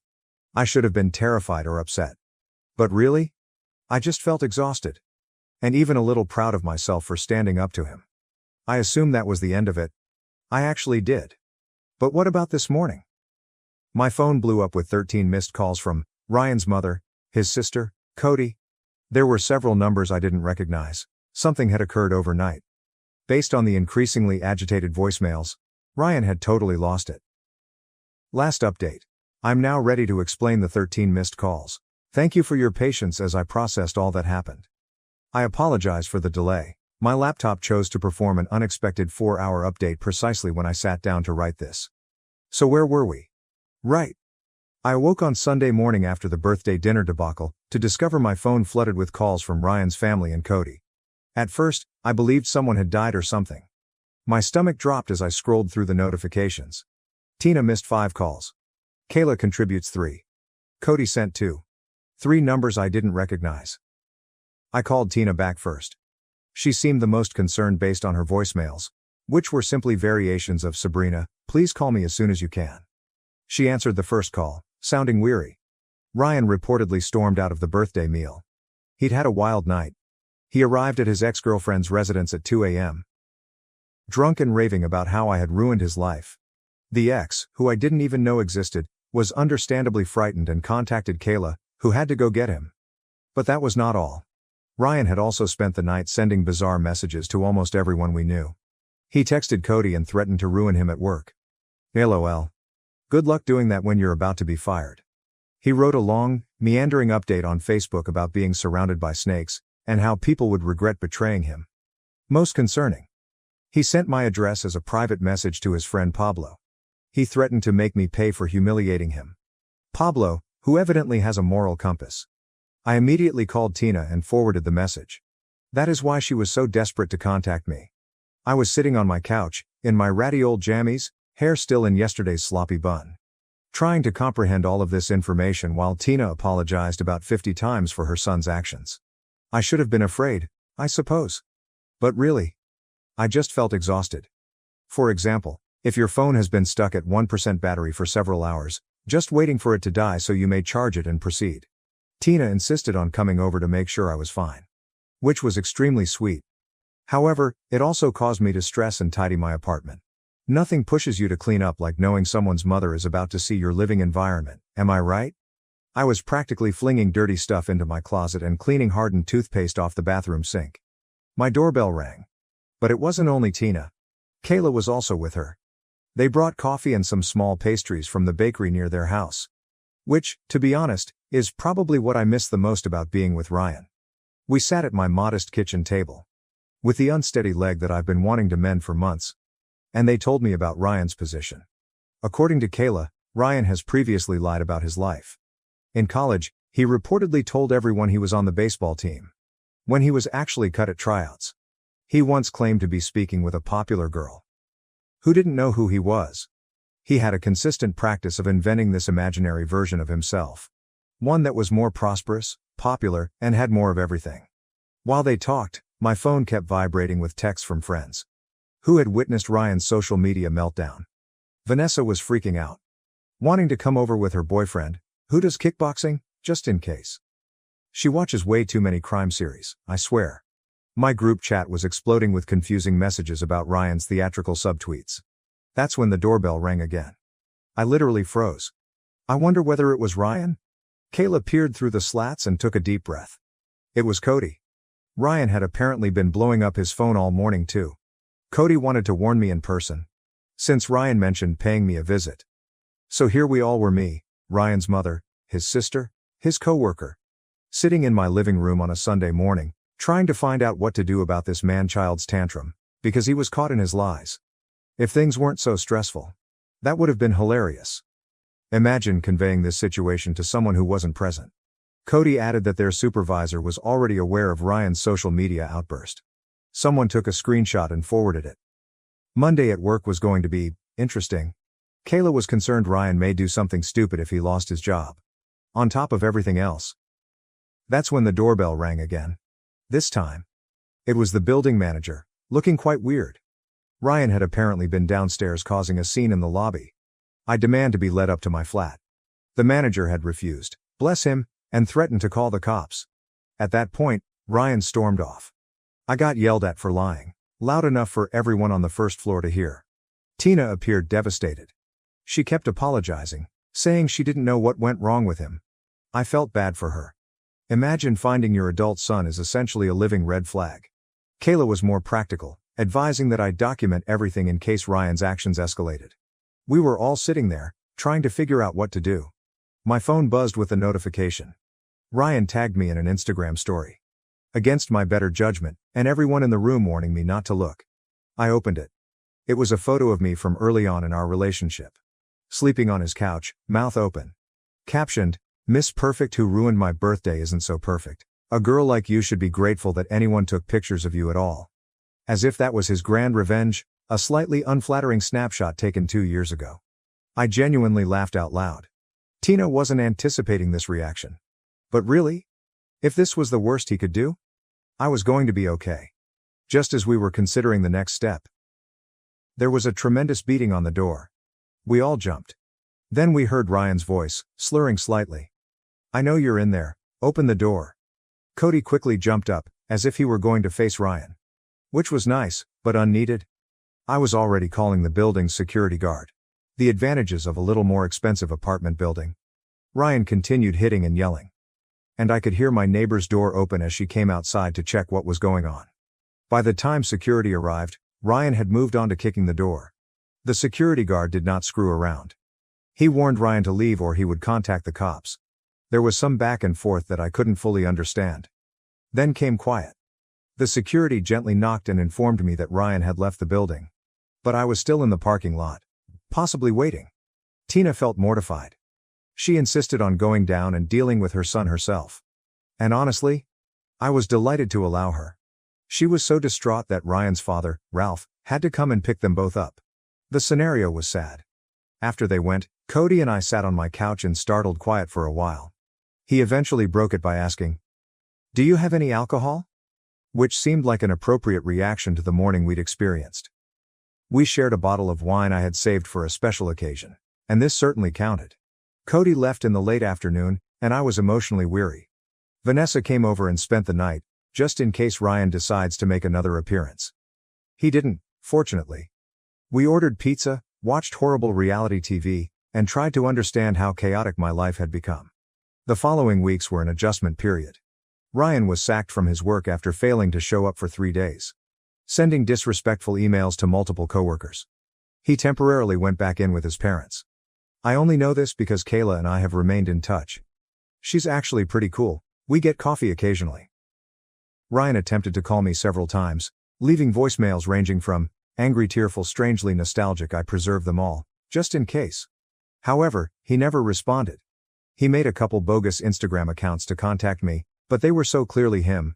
Who else would type, "You're making a big mistake," with that spelling error? I immediately blocked them. The strangest thing was running into him at Target, approximately a month later. I was in the home area, looking for shower curtains. Suddenly, he appeared, holding a package of socks. And it looked like he hadn't slept in days. We established eye contact. Just for a second, I was concerned that he would cause a scene. Instead, he simply turned around and went away. He left his shopping cart right in the aisle. It was 3 months ago now. Ryan eventually relocated to his uncle's home in another state. According to Tina, who continues to send me holiday cards. It's lovely but awkward. His social media has been unusually silent. Kayla believes his parents have finally cut him off financially, until he receives therapy. As for me? I'm doing very well, actually. My apartment now seems like mine again. I've changed the furnishings and replaced the items that reminded me of Ryan. The oddest effect of all this could be my surprising friendship with Cody. We're not dating or anything. Though Vanessa is still working to make that happen. But we have lunch occasionally. And text about ridiculous TikTok videos. It's good having someone who witnessed the entire Ryan story. And knows why I'm having trust issues the size of Texas. Looking back on everything, I'm not angry anymore. Well, not just angry. I'm also weirdly grateful. Not for dating Ryan. Certainly not that. But to discover who he truly was, before things progressed further. Imagine if I had moved in with him. Shudder. My sister stole my work, created fake accounts impersonating my company, and forced me to seek legal intervention. I, a 25-year-old boy, have been treated differently my entire life. Growing up as a twin was not as idyllic as the charming Instagram images suggest. My sister was always the golden child, bright, charming, and effortlessly popular. I was the other one. The calm kid who liked computers over crowds. From childhood, the pattern was obvious. I received criticism, while she received accolades. She was given opportunities, while I was disregarded. Our parents never attempted to conceal their preference. My sister purchased us a car for our 16th birthday. I received a practical bus pass. Because you don't really go anywhere anyway. When we graduated from high school, she received a weekend trip to New York. I received a $50 gift card from Best Buy. College was my opportunity to forge my own path. While my sister attended our parents' alma mater, which was completely sponsored and included an apartment, I attended a public institution with some scholarships and worked part-time to offset costs. My parents were unhelpful. They told me I should learn responsibility. Meanwhile, anytime my sister complained about a lack of funds, they sent her money via Venmo. Despite everything, I discovered my niche in college. I began freelance video editing for content providers and quickly established a strong client base. My parents never inquired about my work. They simply assumed I was messing around on the computer. When graduation neared, I knew not to expect much. But what transpired still shocked me. At our family supper to celebrate the conclusion of finals, my parents handed my sister an envelope. Inside was a confirmation for a 2-week luxury holiday at a beachside resort, including first-class airfare. It must have cost at least $15,000. Then they glanced at me, and nothing happened. Just a congrats on finishing, and a clap on the shoulder. When I asked if there was something for me, my father laughed. Your sister earned the vacation. Dean's List for 4 years, employment lined up at a friend's company. What have you done except for playing on your computer? My mother nodded in agreement. You should follow your sister's example instead of expecting handouts. My sister smirked smugly, already preparing an Instagram post from the beach. I nodded without arguing. What was the point? This was merely the latest proof of what I'd already known. 2 weeks later, they all departed for Hawaii. My parents decided to accompany my sister for the first week. I stayed behind, ostensibly to look for work, but in reality to carry out the plan I'd been quietly developing. See those freelance gigs? They paid better than my parents expected. I had been living frugally and saving aggressively. Now was the time to reward myself. I had my eye on a slightly used Mustang GT at a nearby dealership, black with red trim, in excellent shape, and with only 12,000 miles. I had previously driven it twice before graduating. The day after they left, I went to the dealership, closed the deal, and drove my new vehicle home. I parked it directly in the driveway so it couldn't be missed. When they returned from Hawaii, their expressions were priceless. When my father saw it, he stopped in the middle of a sentence describing my sister's incredible snorkeling experience. What the hell is that? He insisted. My graduation present to myself, I explained gently. My mom's eyes widened. You can't afford that. I smiled and handed them a folder holding the receipt for my cash payment, as well as a statement of my freelancing profits for the last 2 years. It turns out that playing on my computer is a marketable skill. I've been working with a few content creators.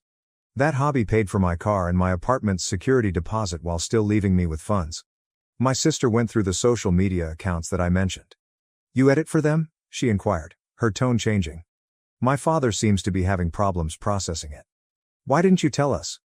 You never asked, I stated plainly and honestly. You never seemed interested in my successes, only my sister's? The following few days were unpleasant. My mother attempted to backpedal, claiming that they had always believed in me. My father was torn between being impressed by my earnings and irritated that I had shown them up. My sister became suddenly interested in my connections. I denied her appeal for assistance. Everything has already been provided to you. This is my thing. As I was leaving their house, my father mentioned that I should be cautious with showy things and that I should have invested the money instead. I hesitated at the doorway. Funny, you didn't give my sister that advice about her Hawaii trip. Update 1. 3 months after the vehicle accident, my parents had changed their strategy. My mother calls on a regular basis, asking about my career. My father wants to talk about investing strategies for my newfound income. It's open, they learned I had resources they didn't know about. Meanwhile, my sister's position with my father's friend's company did not work out. Apparently, she wanted special treatment and had what her manager described as an attitude problem. She was let go after 2 months. This generated the ideal storm. My sister returned home, jobless and bitter. My parents were embarrassed in front of their friends, and I suddenly started getting calls asking if I had any connections that may help her. Maybe she could help you with your video thing, my mother said. She's very creative. I emphasized that my clients hire me for technical talents that take years to acquire. My sister has never expressed interest in digital media or editing. My father called the following day. Your sister is struggling. Would it kill you to throw her a bone? I reminded him of all the times I'd suffered with no aid available. Remember how I couldn't afford textbooks sophomore year? You said it would help me develop character. Things got heated during a family meal when my sister showed me her newly formed digital media consultant page. I've been watching tutorials, she explained. I could definitely do what you do. I just need you to introduce me to a few clients. When I declined, she accused me of destroying her career due to jealousy. My parents supported her, saying I was being overly competitive. I explained that I had grown my clientele via hard effort and skill development, not family connections. As I was leaving, I overheard my mother advise that they use their vacation fund to aid my sister financially, the same cash they couldn't touch when I needed assistance with college bills. Update 2. It has been 6 months since the family dinner argument. I established some space, reduced interaction, and declined most family events. I concentrated on expanding my business instead. I secured a contract with a streaming platform to edit promotional content. The money was fantastic, and the work was hard yet satisfying. Then, unexpectedly, my sister texted me a screenshot. She had applied for a position at the same streaming site, using my name as a reference without asking me. When I called her about it, she replied, "But we're family. And I've been learning to edit by viewing your old projects." When I visited my parents' house, I discovered she had been browsing through my old hard drives, which contained client work that I had backed up years ago. This could break confidentiality agreements with my clients. My parents rejected my concerns. She's just trying to learn, my mother explained. I took all of my professional materials from my childhood bedroom. When my mother questioned why, I told her that I didn't trust them to respect my boundaries. Later, I discovered that my sister had sent samples to possible employers, which were essentially clips from my portfolio with minimal adjustments. That's stealing my work, I said. My father waved it off. I'm sure it was just a misunderstanding. I phoned the companies where my sister had applied and explained the situation. It was important to preserve my professional reputation. The final straw was when my sister set up social media sites with a nearly identical business name to mine, claiming years of expertise and using my client list. After speaking with a lawyer acquaintance, I issued her a formal cease and desist letter. The family was furious. My mother claimed I was pulling the family apart over computer videos. My father threatened to disown me if I did not retract the letter. I remained firm. This is not about family. This is about professional ethics. They ultimately realized I was not going to back down. My sister deleted the bogus accounts. We decided not to discuss career problems during family gatherings. Meanwhile, my streaming contract led to further opportunities. I moved from my flat to a small house with a home office and hired help to handle my rising clientele. My father texted, "Your mother and I have been thinking. Perhaps we miscalculated your professional path. We'd like to talk about investing in your company venture." I have not yet responded. Final update. It's been about a year since my parents attempted to invest in my firm, and I believe this is my final update.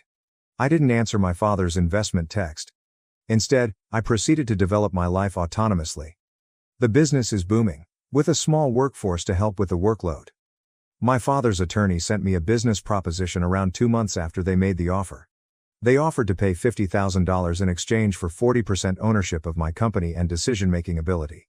The idea even suggested creating a post for my sister as communications director, with a salary similar to mine. I sent a polite but firm refusal through my attorney, with the comment, "No thanks. I prefer to earn things for myself."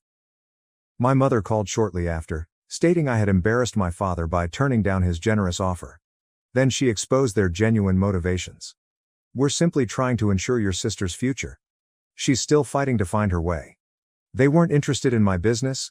They were looking for a solution to my sister's employment troubles by giving her a piece of what I had accomplished." The situation came to a head during Thanksgiving. During dinner, my father announced to the extended family, "We're assisting Junior here in turning his video business into a true family enterprise." My sister snapped when I told her I had declined the offer. "You are simply being selfish. You know I need this opportunity." I said, "What you need to do is develop your own skills rather than attempting to capitalize on mine. Everyone here has seen you get handed opportunities your entire life, whereas I have worked for all I have." My grandmother surprised everyone when she spoke up. "He's correct. You've always favored her, and it has done her no good." My uncle called me aside after supper. "I have been seeing this dynamic for years. Good on you for standing your ground. In the months since, communication has been limited. My sister relocated to another state for a fresh start, according to my grandmother. Last week, my father texted me a link to a news item about the streaming platform's success, along with the message, "I always knew you had potential." I did not respond. Some relationships cannot be repaired with platitudes.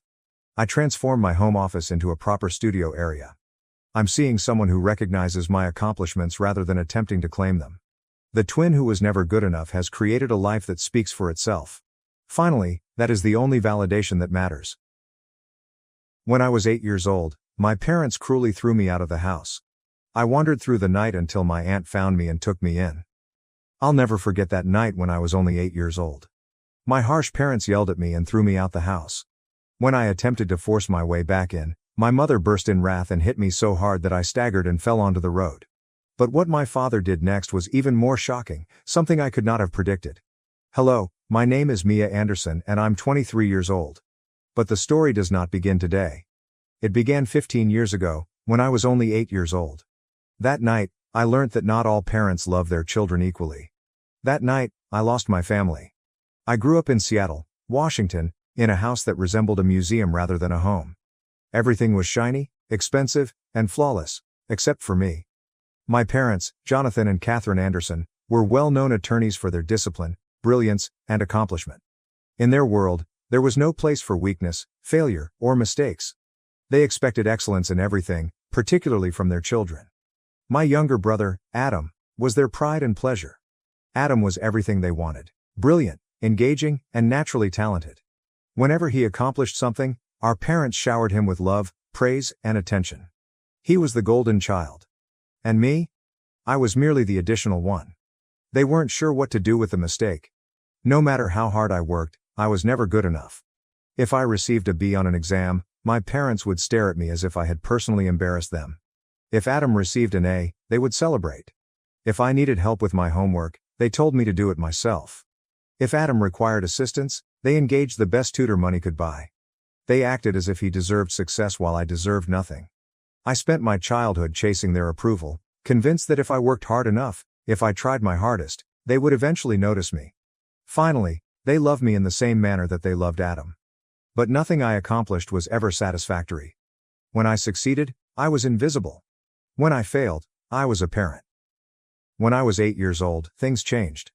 It was the night I realized that no amount of effort could make them adore me. That night, they made a decision. The night they decided I didn't fit into their beautiful family. On a frigid evening, my life as I knew it came crumbling down. I had just gotten back from school, my backpack dragging heavily on my shoulders. But the weight in my chest was far heavier. That day, I took an important arithmetic test. I'd spent endless evenings studying, going over my notes over and again, thinking that this time I'd make my parents proud. Despite my best efforts, I only received a C+ in the end. I understood what that meant. As soon as I went inside the house, I could hear their voices in the living room, loud, piercing, and disappointed. My hands gripped around my test paper while I remained frozen in place, listening. "She's an embarrassment," my mother said sharply, each word piercing the air like a knife. "We have given her everything, every opportunity, and she still fails us." My father's voice followed, colder than before. "We've done our best to shape her into something worthwhile, but she keeps proving she's not meant to succeed." My gut wrenched horribly, and I felt my breath catch. They were talking about me again. "She's lazy," my father added. "No matter how much we push her, she never rises to the occasion. She is not the kind of child we can be proud of." Tears welled in my eyes, blinding my vision. I tried. I'd done everything I could and worked harder than ever. But it wasn't enough. Then my mother's voice broke the silence in a way that made my blood run cold. "We can't keep doing this. Maybe it's time for her to leave." I felt the ground beneath me shift. For a moment, I thought I misheard her. I was 8 years old. She couldn't have meant that. But she did. After supper, my parents summoned me to the living room. My father sat on the couch with his arms tightly crossed over his chest. My mother stood beside him with an unreadable expression. Adam was nowhere to be found. He never had to witness these events. "Mia, we've talked about this," my father remarked, his tone calculated and dispassionate. "You aren't meeting our expectations, and quite frankly, we're tired of trying." A shiver went down my spine. "Trying what?" My voice was barely audible, a murmur of bewilderment. My mother did not hesitate. "Trying to fix you," she stated bluntly. "If you can't live up to what we expect, then maybe you don't belong here." My breath got locked in my throat. My hands trembled by my sides. Where would I go?" I said, barely above a whisper. My father sighed, unfazed by my apprehension. "Figure it out," he said. Something within me shattered. Panic clutched at my chest. "Please," I implored, my voice faltering as tears ran down my cheeks. "I'll do better. I'll work harder. Just don't send me away." I walked closer, reaching for my mother's hand, hoping for some trace of warmth or hesitancy. Instead, she punched me. It happened so quickly that I barely had time to respond. Her punch hit my cheek, sending a ripple of anguish through my skull. My head snapped to the side, and I staggered, almost dropping to the ground. For a brief moment, the entire globe went silent. My heart hammered in my ears. My skin burned where she had smacked me, and the sting went deep into my bones. I held my cheek and trembled as I felt the painful, swollen skin. I gazed up at her, tears in my eyes, grief and betrayal etched over my face. But my mother did not even flinch. "Get out," she ordered, her tone low, harsh, and definitive. I looked to my father for some sort of protest, some indication that he disagreed with what had just occurred. But he didn't even look at me. That was it. That was when I stopped being their daughter. The moment I realized they never wanted me in the first place. The sting on my cheek grew worse while I remained there, stunned in shock. My mom had punched me. My father had allowed it to happen. And now they're throwing me away as if I'm nothing. Tears obscured my vision, but I refused to cry in front of them. Crying would not change anything. Begging would not make them adore me. They had made a decision. Without further word, I turned and dashed to my room. My hands shook as I grabbed a tiny suitcase and packed whatever clothes I could locate. I wasn't sure where I was going or what I was meant to do. I just knew I needed to leave. As I zipped up the suitcase, I paused for a second and looked around my room. The walls were blank, except for a few old sketches from my childhood.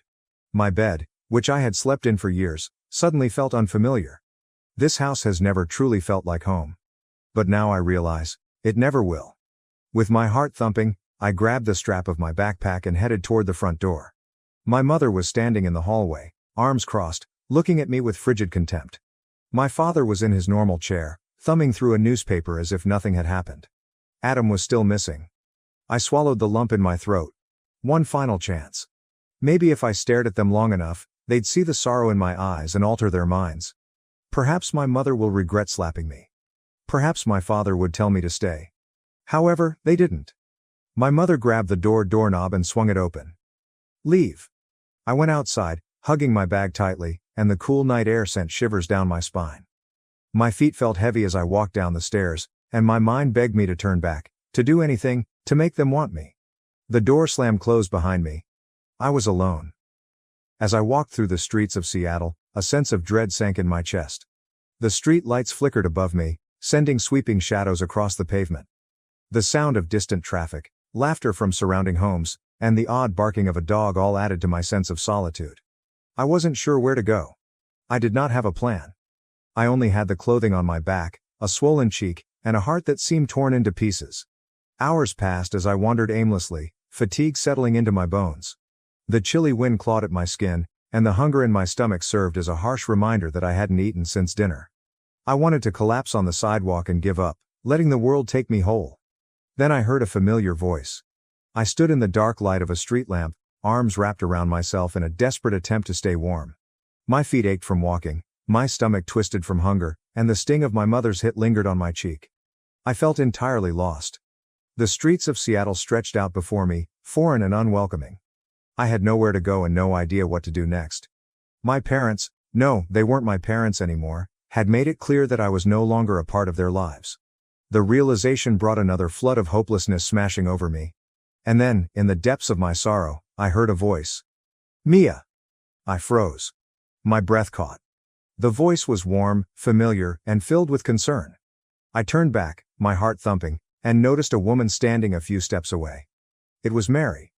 My aunt. For a minute, I was unable to move. I wasn't sure if I was hallucinating or if my fatigued mind was pulling a nasty joke on me.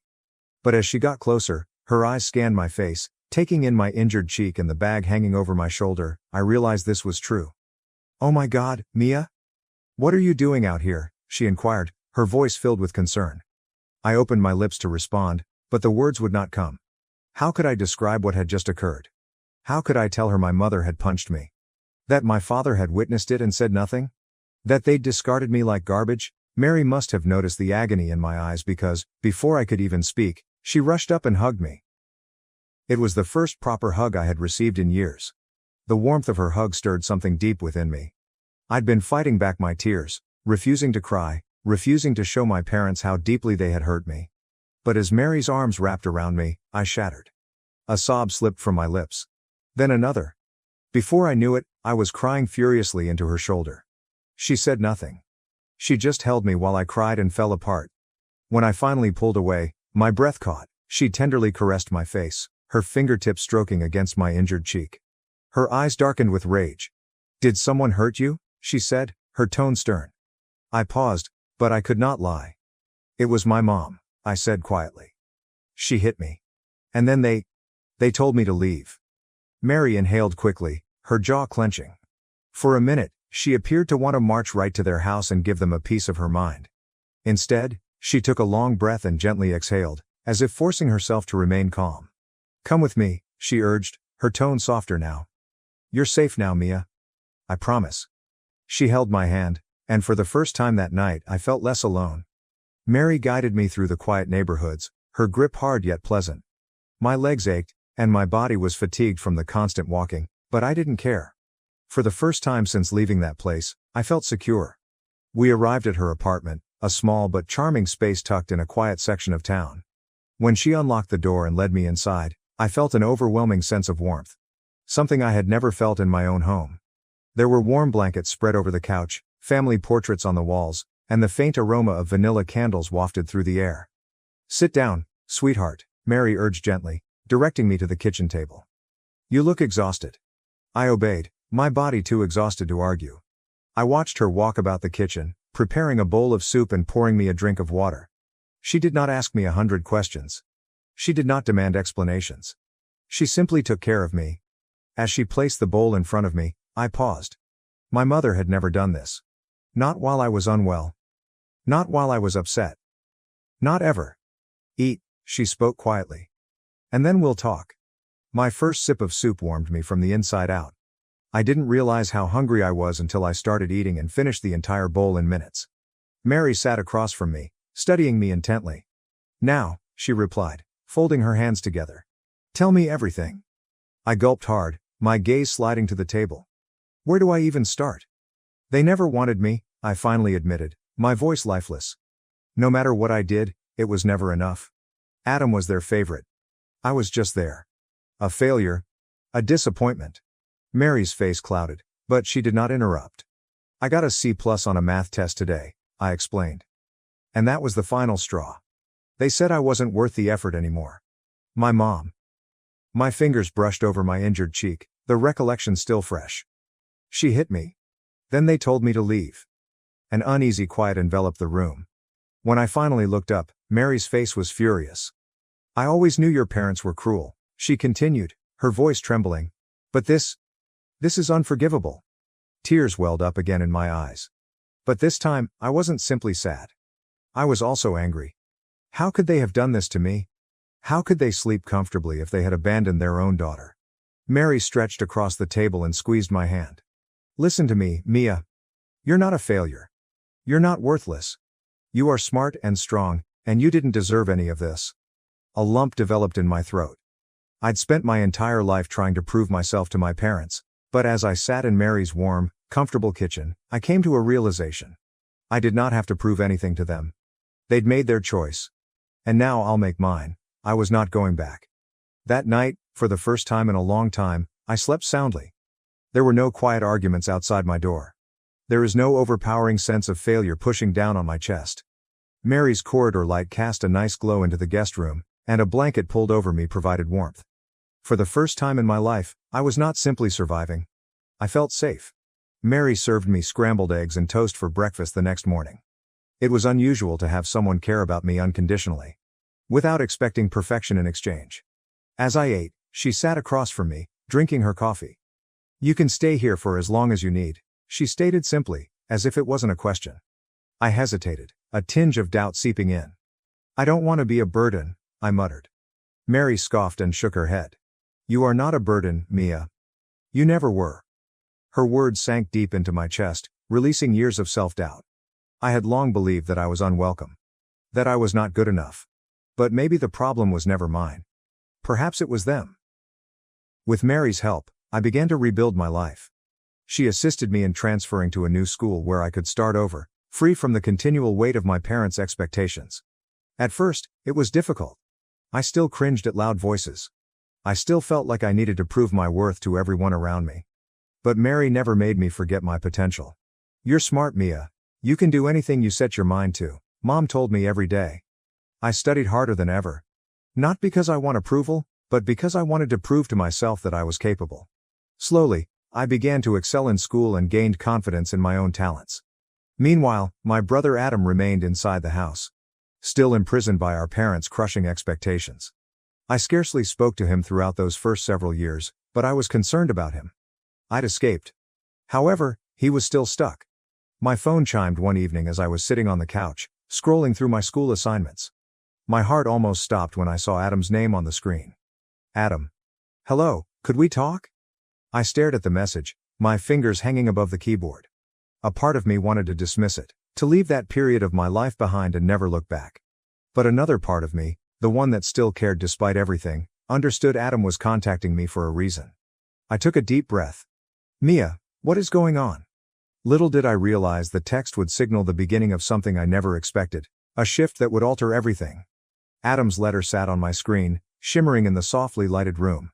For a time, I paused. Why now? He had never reached out to me before, not when I was fighting to meet our parents' unrealistic expectations, not when I was kicked out, and not in the years following. But something told me this wasn't a regular text. I responded fast. "Yes, we can discuss. What's happening?" His reply came almost immediately. "Adam. Can we meet? I need to get out of here for a while." I could sense the desperation in his words. It wasn't like Adam to sound unsure, not the golden boy, the favorite child who always got his way. But something had changed. An hour later, I met him in a quiet coffee shop near Mary's flat. When I saw him, I knew something was wrong. The confident, polished brother I recalled appeared weary. His eyes were sunken, his posture slouched, and his fingers tapped nervously on the table. He looked up as I sat down, his face hesitant and almost remorseful. "Hey." I nodded and kept my voice neutral. "Hey." We didn't speak for a while. The stillness between us was dense with unspoken words. Finally, Adam moaned and scratched his temples. "Mom and Dad are suffocating me," he said. "They won't let me do anything that doesn't fit their idea of success. I told them I wanted to go to a performing arts school, and they lost it. They said I was wasting my potential." I frowned. "What do you mean? I thought you wanted to follow in their footsteps, law school, corporate success, all of that." Adam gave out a hollow laugh. "That's what they wanted. Not me." For the first time, I looked at him, not as the sibling I despised for being the favorite, but as someone who had been trapped like me. He may not have been kicked out like I was, but he had been just as confined and crushed by expectations. "I can't do this anymore, Mia," he said, his voice raspy. "I don't want to wake up every day feeling like I have to be perfect just to be worthy of their approval." I had a strong sense of recognition. I understood that feeling better than anyone else. I took a deep breath. Then I stopped hesitating. Adam looked up at me, bewilderment in his tired eyes. "You don't owe them your life," I stated firmly. "If you don't want the life they're forcing on you, then leave. Start over. You have a choice, Adam." His jaw stiffened. "It's not that easy," he remarked. "I still live under their roof. They pay for everything, school, clothes, food. If I leave, I have nothing." I slumped back in my chair, contemplating his comments. He was not mistaken. It was simpler for me because Mary had taken me in and given me another chance. Adam had no one else but me. I met his gaze. "Then come stay with me."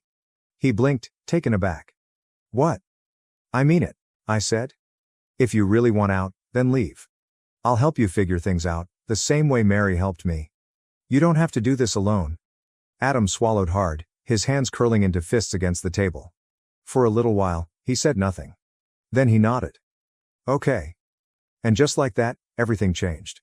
For years, I assumed Adam was the lucky one, The one they cherished and desired. But now I knew he had been stuck in the same way that I was. The difference was that I'd already broken free. Now it was his time. The tension in the air the night Adam departed our parents' house was almost unbearable. He had packed a single bag, just as I did years before.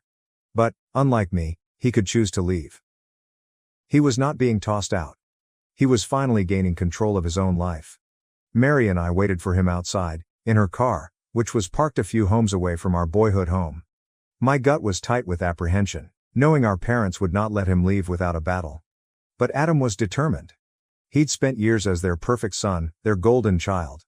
And now, for the first time, he was selecting himself. The front door opened 15 minutes later, and Adam stepped out onto the porch. Mom and Dad were just behind him. Even from a distance, I could see the rage in their faces. Mary tightened her grip on the steering wheel. "Are you sure he's ready for this?" she wondered. I breathed slowly.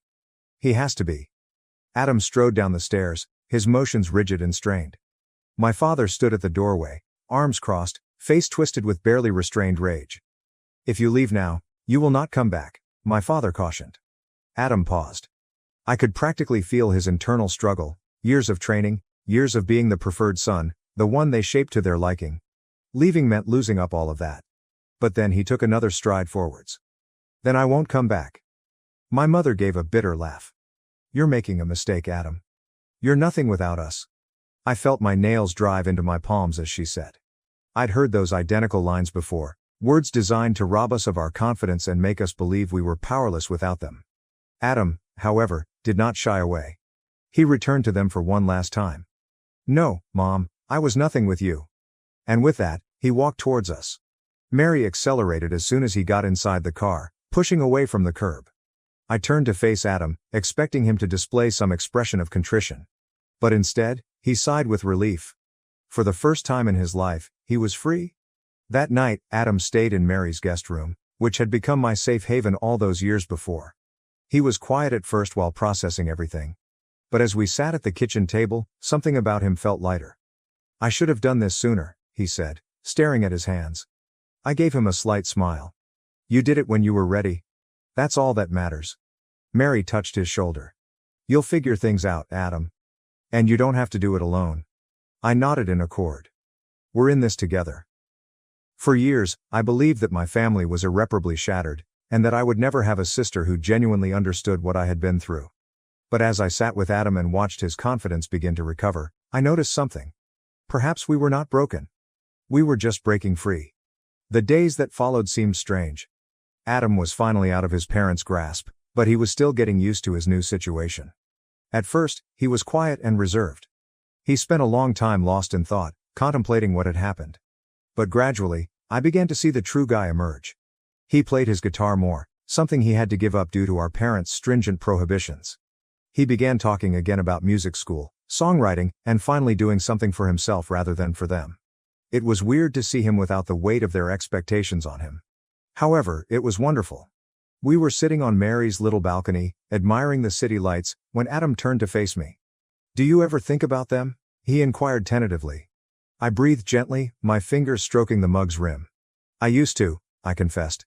"For years, I wanted them to regret what they did. I wanted them to realize their mistake, to come find me and beg for forgiveness." Adam nodded while looking down. "And now?" I considered it briefly before shaking my head. "Now, I don't care anymore." And I intended it. I had spent so much of my youth and adolescence needing something from them that they would never give me. Love, approval, or an apology. But the truth was that I didn't need it anymore. They were not part of my life. I was better off without them. Adam remained silent for a time before nodding. "I think I'm getting there too." We sat in peaceful silence, the weight of the past gradually fading into the night air. As the months passed, I immersed myself in my studies, resolved to make something of my life, not for them, but for myself. Adam began writing and recording music with a newfound freedom. For the first time, we were creating lives we truly desired. And then one day, Mary approached us with an idea that would change everything. We were sitting in the living room, laughing at one of Adam's stupid song lyrics, when she gave us a thoughtful look. "What if we did something with all of this?" she was asking. Adam lifted his eyebrow. "With my music?" "With everything we've been through," she clarified. You both know what it feels like to be rejected, to be told you're not enough. What if we created a place for kids who feel the same way? I frowned. What do you mean? Mary leaned forward, eagerness in her eyes. A community center? A place where kids and teenagers who feel lost, abandoned, or pressured by their families can come and just be themselves. No expectations. No judgment. Just support. The notion settled in my chest like a spark waiting to ignite. I remembered the kid I used to be, the child who yearned for affection, a secure haven, and someone to tell her she was enough. I envisioned what it would have been like if such a location existed back then. Adam sat up taller. We could have music programs, art classes, tutoring. A place where kids can actually do what they love without fear of being told they're wasting their time. Mary nodded. Exactly. I met Adam's stare and knew we were going to do this. We intended to make our misery significant. We were finally going to build the home we never had. Months later, what began as a notion became a reality. The Anderson Community Center, which we called after ourselves rather than our parents, gradually took shape. We got a small place, raised finances, and created something from nothing. A place where children might pursue their passions without fear, pressure, or rejection. Every time I stepped inside, I felt a strong sense of purpose. This was what I was destined to do, not prove myself to my parents or seek their favor. But just when I thought I'd left the past behind, it came calling. It happened during a calm afternoon. I was in the community center reviewing schedules when my phone rang. I hadn't seen this number in years. My stomach turned. I almost didn't respond. But then curiosity got the best of me. Hello? A crisp, familiar voice came through the line. Mia. I froze. My mother. It had been years since I'd heard her voice, but just hearing it felt my chest constrict. We need to talk, she said. I clenched my jaw. We really don't. She let out a deep sigh. Enough with the attitude, Mia. We've been patient, but this little act of rebellion has gone on long enough. I nearly laughed. Act of rebellion? Did she really believe I had established a whole new life only to spite her? What do you want? I inquired plainly. Your father and I have been thinking about the future, she said. And we believe it's time you come home. I grabbed the edge of the desk. Home. As if they hadn't discarded me like rubbish. As if she hadn't punched me in the face and declared me worthless. You're getting older, Mia, she continued. You need stability. A real career. That community center nonsense isn't going to sustain you forever. My heart pounded. She had not altered. Not even a little. I took a deep breath and kept my voice calm. Let me make something very clear to you, Mother. You are not my family. You stopped being my family the day you hit me and threw me out into the streets. Her stillness at the other end was deafening. I persisted, my voice resolute. I used to dream about this moment. About you realizing you were wrong. But now I see that you haven't changed at all. And I don't need your approval anymore. I heard a sudden intake of breath. Mia, be reasonable? No. You are reasonable, I replied. I am never coming back to you. I am never letting you have control over me again. You don't get to decide my future. I do. And I choose to live without you. Her voice became sharp. You're making a mistake. You'll regret this. I grinned, but she couldn't see it. I regret ever wanting your love in the first place. With that, I hung up. That was the moment I realized I was free. On the day of the community center's grand opening, I stood with Mary and Adam, admiring the space we had created together. A place for youngsters like us, who have been rejected, abandoned, or made to feel inadequate. Adam strummed his guitar with a slight smile on his face. Mom and Dad would hate this, he reflected. I laughed. Good. Mary wrapped her arms around both of us. You two have done something incredible. I hope you know that. I gazed around at the children passing through the doors, kids who would never have to feel as alone as we did. I didn't need my parents' love. I did not need their approval. I had something better. A family selected me. A life I created on my own terms. And for the first time in my life, I was exactly where I was supposed to be. I gave up my career to raise my husband's child. For 15 years, only for them to publicly thank his mistress for making him happy for 8 months. I, 40 female, met my husband James, 42 male, when Ellie, his daughter, was 7 years old. Her mother died when she was 5, and James was straining to juggle his work as a construction supervisor with rearing a small child. We initially met at a mutual friend's housewarming celebration, and he appeared fatigued but dedicated to his daughter. Ellie clung to his thigh throughout the evening, shy in front of the multitude of grown-ups. I offered her some of the dessert I'd brought, and she gradually opened up. After our initial meeting, James requested my phone number. Our first date was at a family-friendly restaurant where Ellie was welcome to join us. I recall thinking it was strange to have a child on a first date, but now I see James was testing how I would connect with his daughter. When I quickly connected with Ellie, he was relieved. She was quiet but intellectual, enjoyed drawing, and clearly needed a mother figure in her life. Over the next few months, we had more family dates than romantic ones. James invited me to Ellie's school plays, soccer events, and even parent-teacher conferences. I did not mind. I had always wanted children, and Ellie's stern little face would light up when she saw me in the crowd. 6 months after we began dating, James asked me to move in with them. Their abode was modest but comfortable. I quit my apartment and my work as a middle school English teacher to care for Ellie. The school where I taught was an hour away from James' place, and it would have been impossible to commute with a little child. Instead, I found a part-time job that paid less but provided me the freedom to be present for Ellie. James worked long hours as a construction supervisor, frequently departing before dawn and returning after Ellie went to bed. I was the one who packed Ellie's lunches with small notes inside, assisted with multiplication tables and spelling tests, attended parent-teacher conferences, and nursed her through stomach viruses and ear infections. I taught her how to braid her hair and how to stand up to the girls who bullied her at school. When Ellie was 8, she began calling me Mom, rather than my first name. The first time it happened, I froze, unsure of James' reaction. But he only grinned and later told me that he was relieved Ellie had found someone to fill the position. Ellie was 9 years old when James and I got married. We held a little ceremony in our backyard for just our family and close friends. Ellie was our flower girl and announced to everyone at the wedding that she was getting a real mom, now. My parents, who were initially suspicious of me marrying a man with a child, eventually warmed around to James after seeing how happy the three of us were together. For 15 years, I devoted myself to our family. I never attempted to replace her original mother. We went to her cemetery every year on her birthday, and I encouraged Ellie to keep a journal of things she'd like to tell her mother if she were still here. On Ellie's 18th birthday, I collected these journal entries into a bound book as a gift, along with images of her growing up that I felt her mother would like seeing.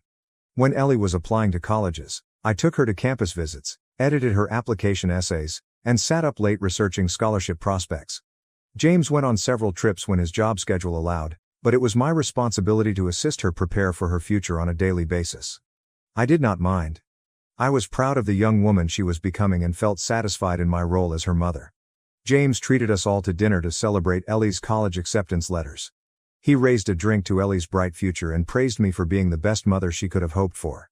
That night, I sobbed happy tears, knowing that despite the hardships, we had successfully built a loving family.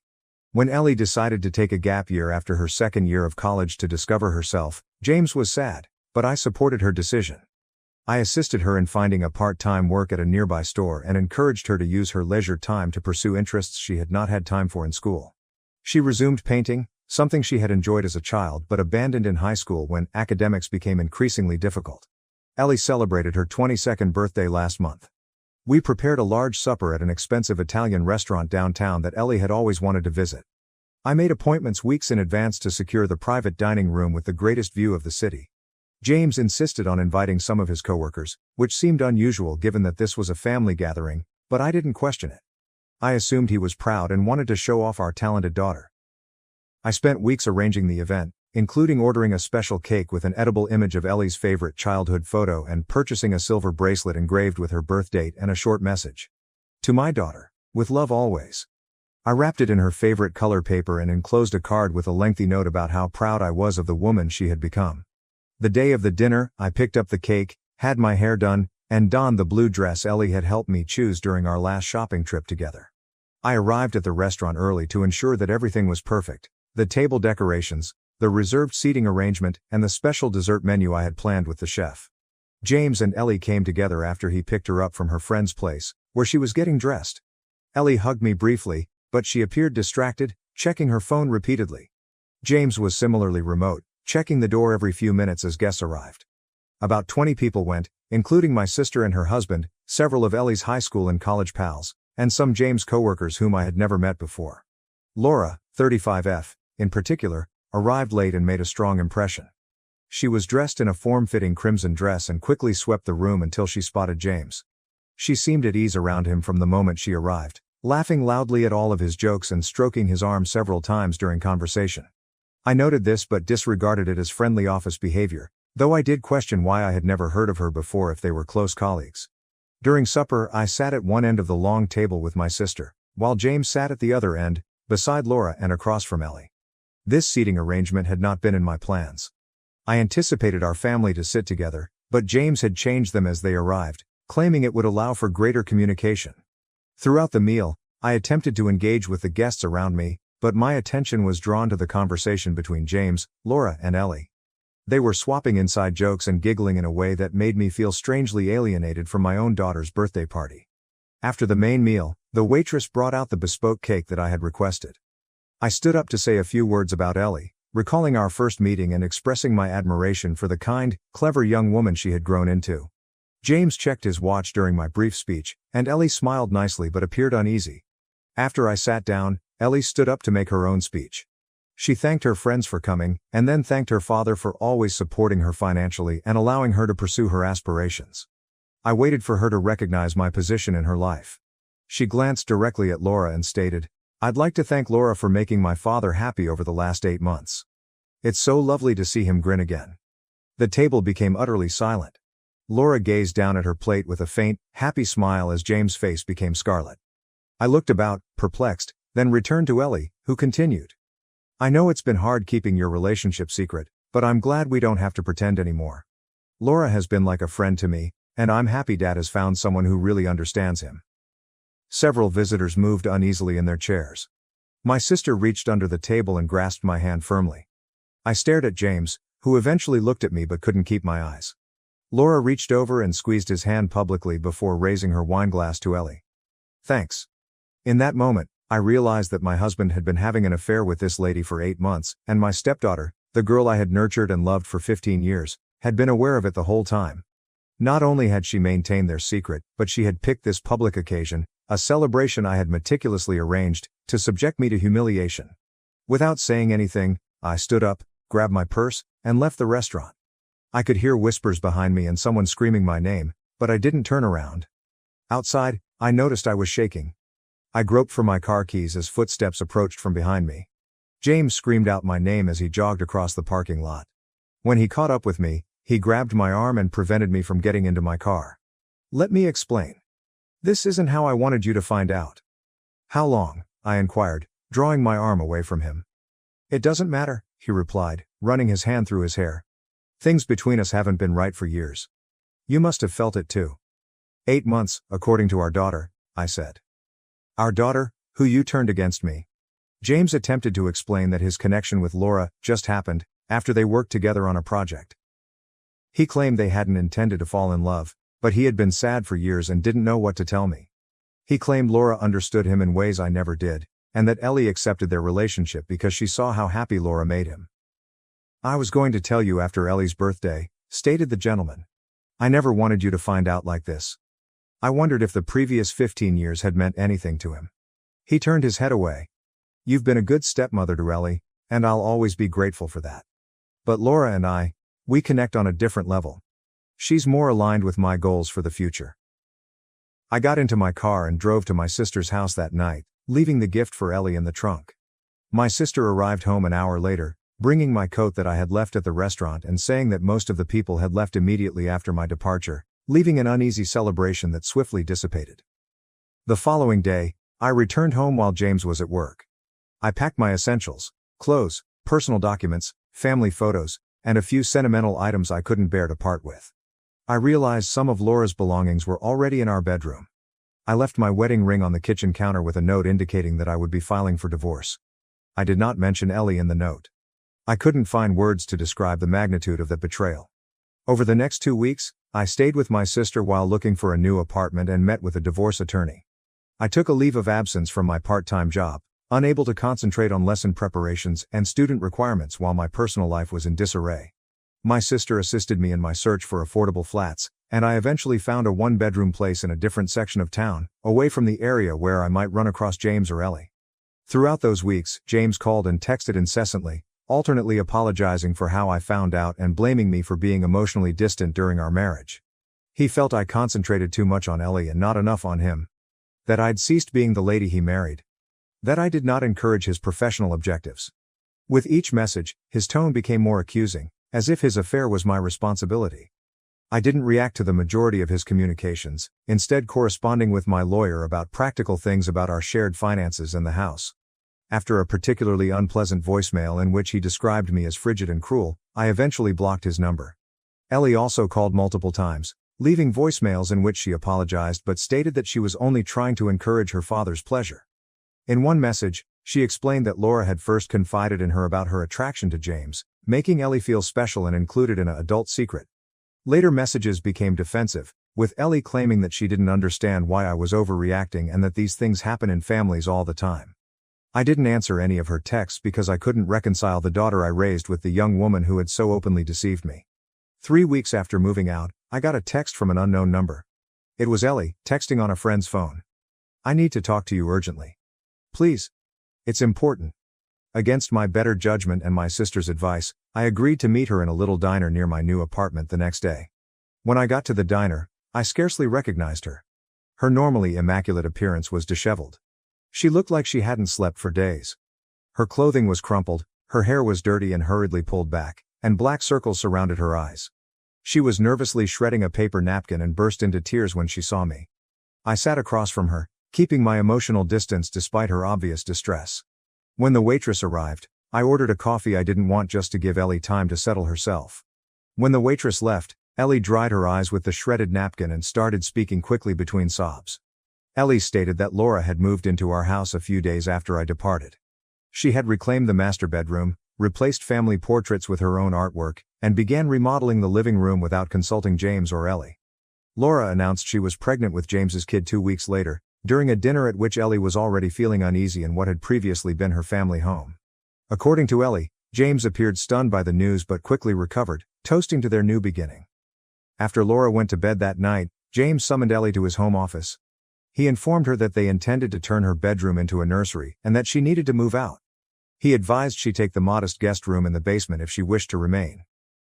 When Ellie objected, pointing out that the basement room lacked sufficient windows and that she had lived in her room since childhood, James reminded her she was now an adult who needed to support their new family. He reminded her that she had been supportive of his relationship with Laura from the start and questioned why she was now being tough. He claimed I was being selfish. Ellie informed me that he believed Laura required less stress during her pregnancy and that her attitude was creating a toxic environment. Ellie had relocated her necessary possessions to a friend's apartment the next day, believing it to be temporary until she could find her own place. However, her part-time retail job did not give enough income to pay for an apartment in our pricey city, and she had missed far too many shifts during the crisis. When she got back to work, her manager informed her that she had been replaced.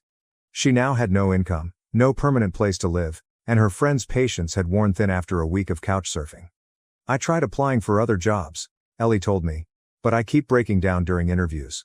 I can't focus. I can't sleep. I don't know what to do." I sat there, stunned, listening to her narrative and watched tears trickle down the face of the girl I had raised, the young woman who now appeared hopelessly lost.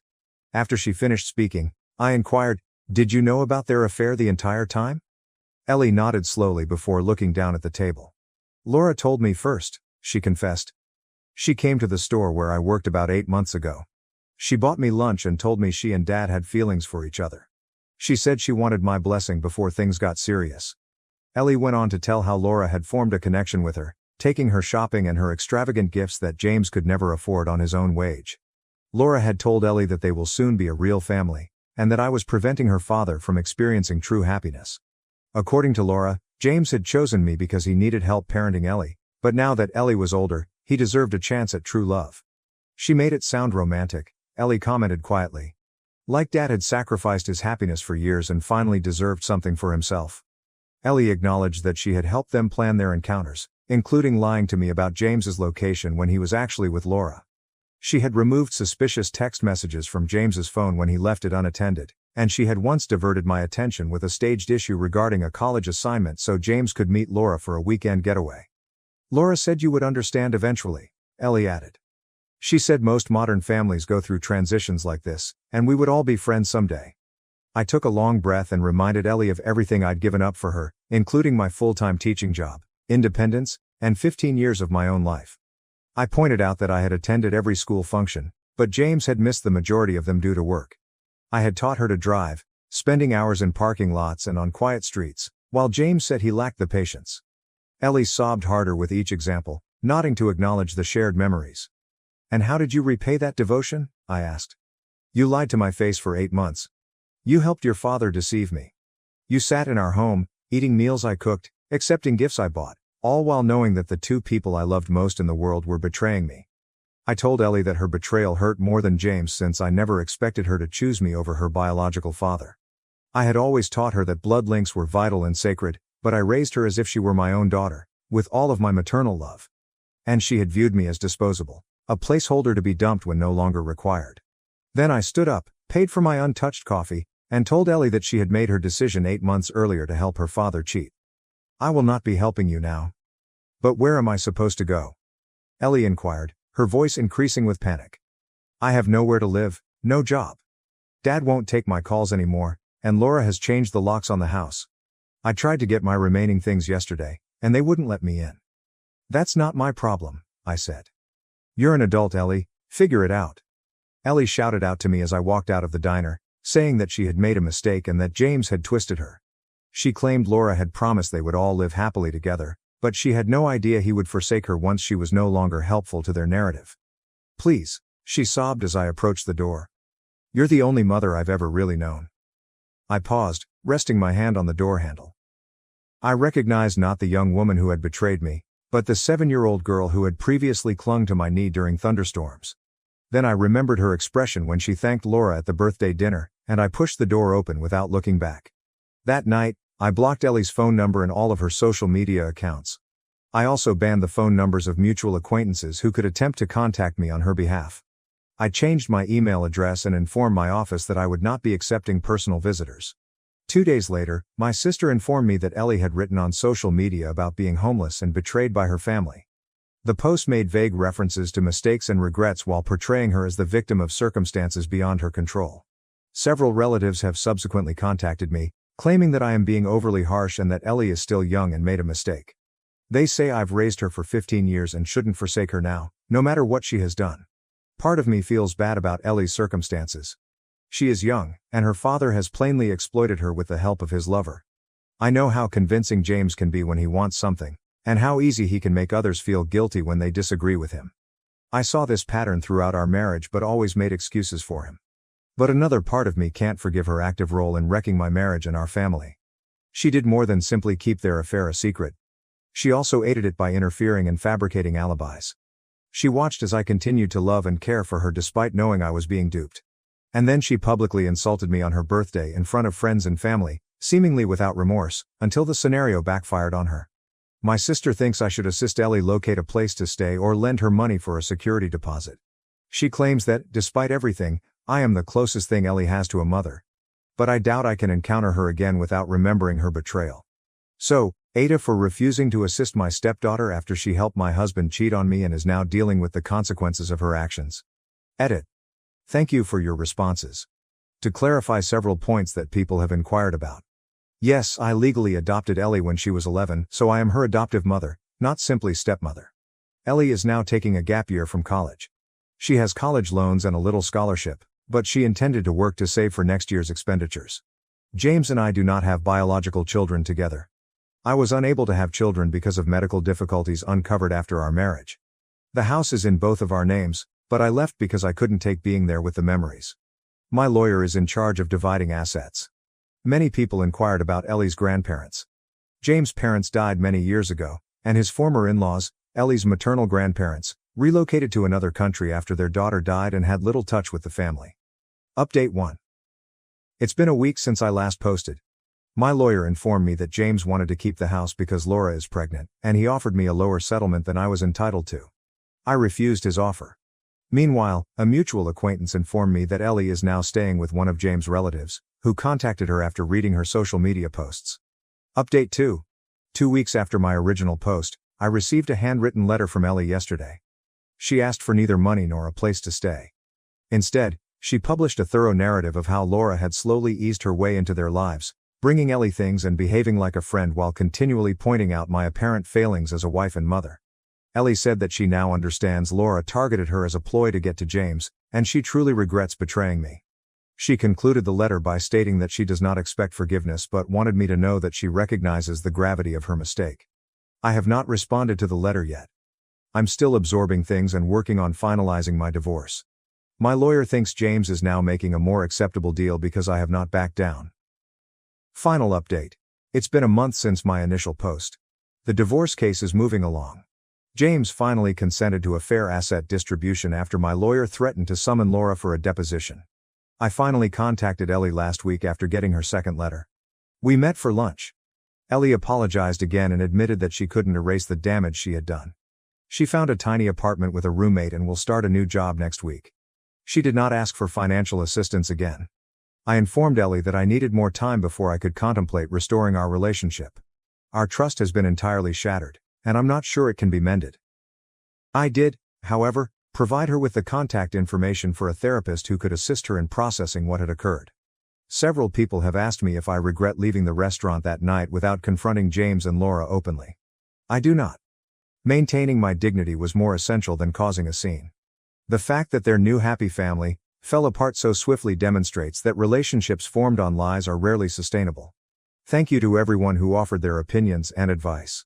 I am still recuperating, but I am also moving on with my life.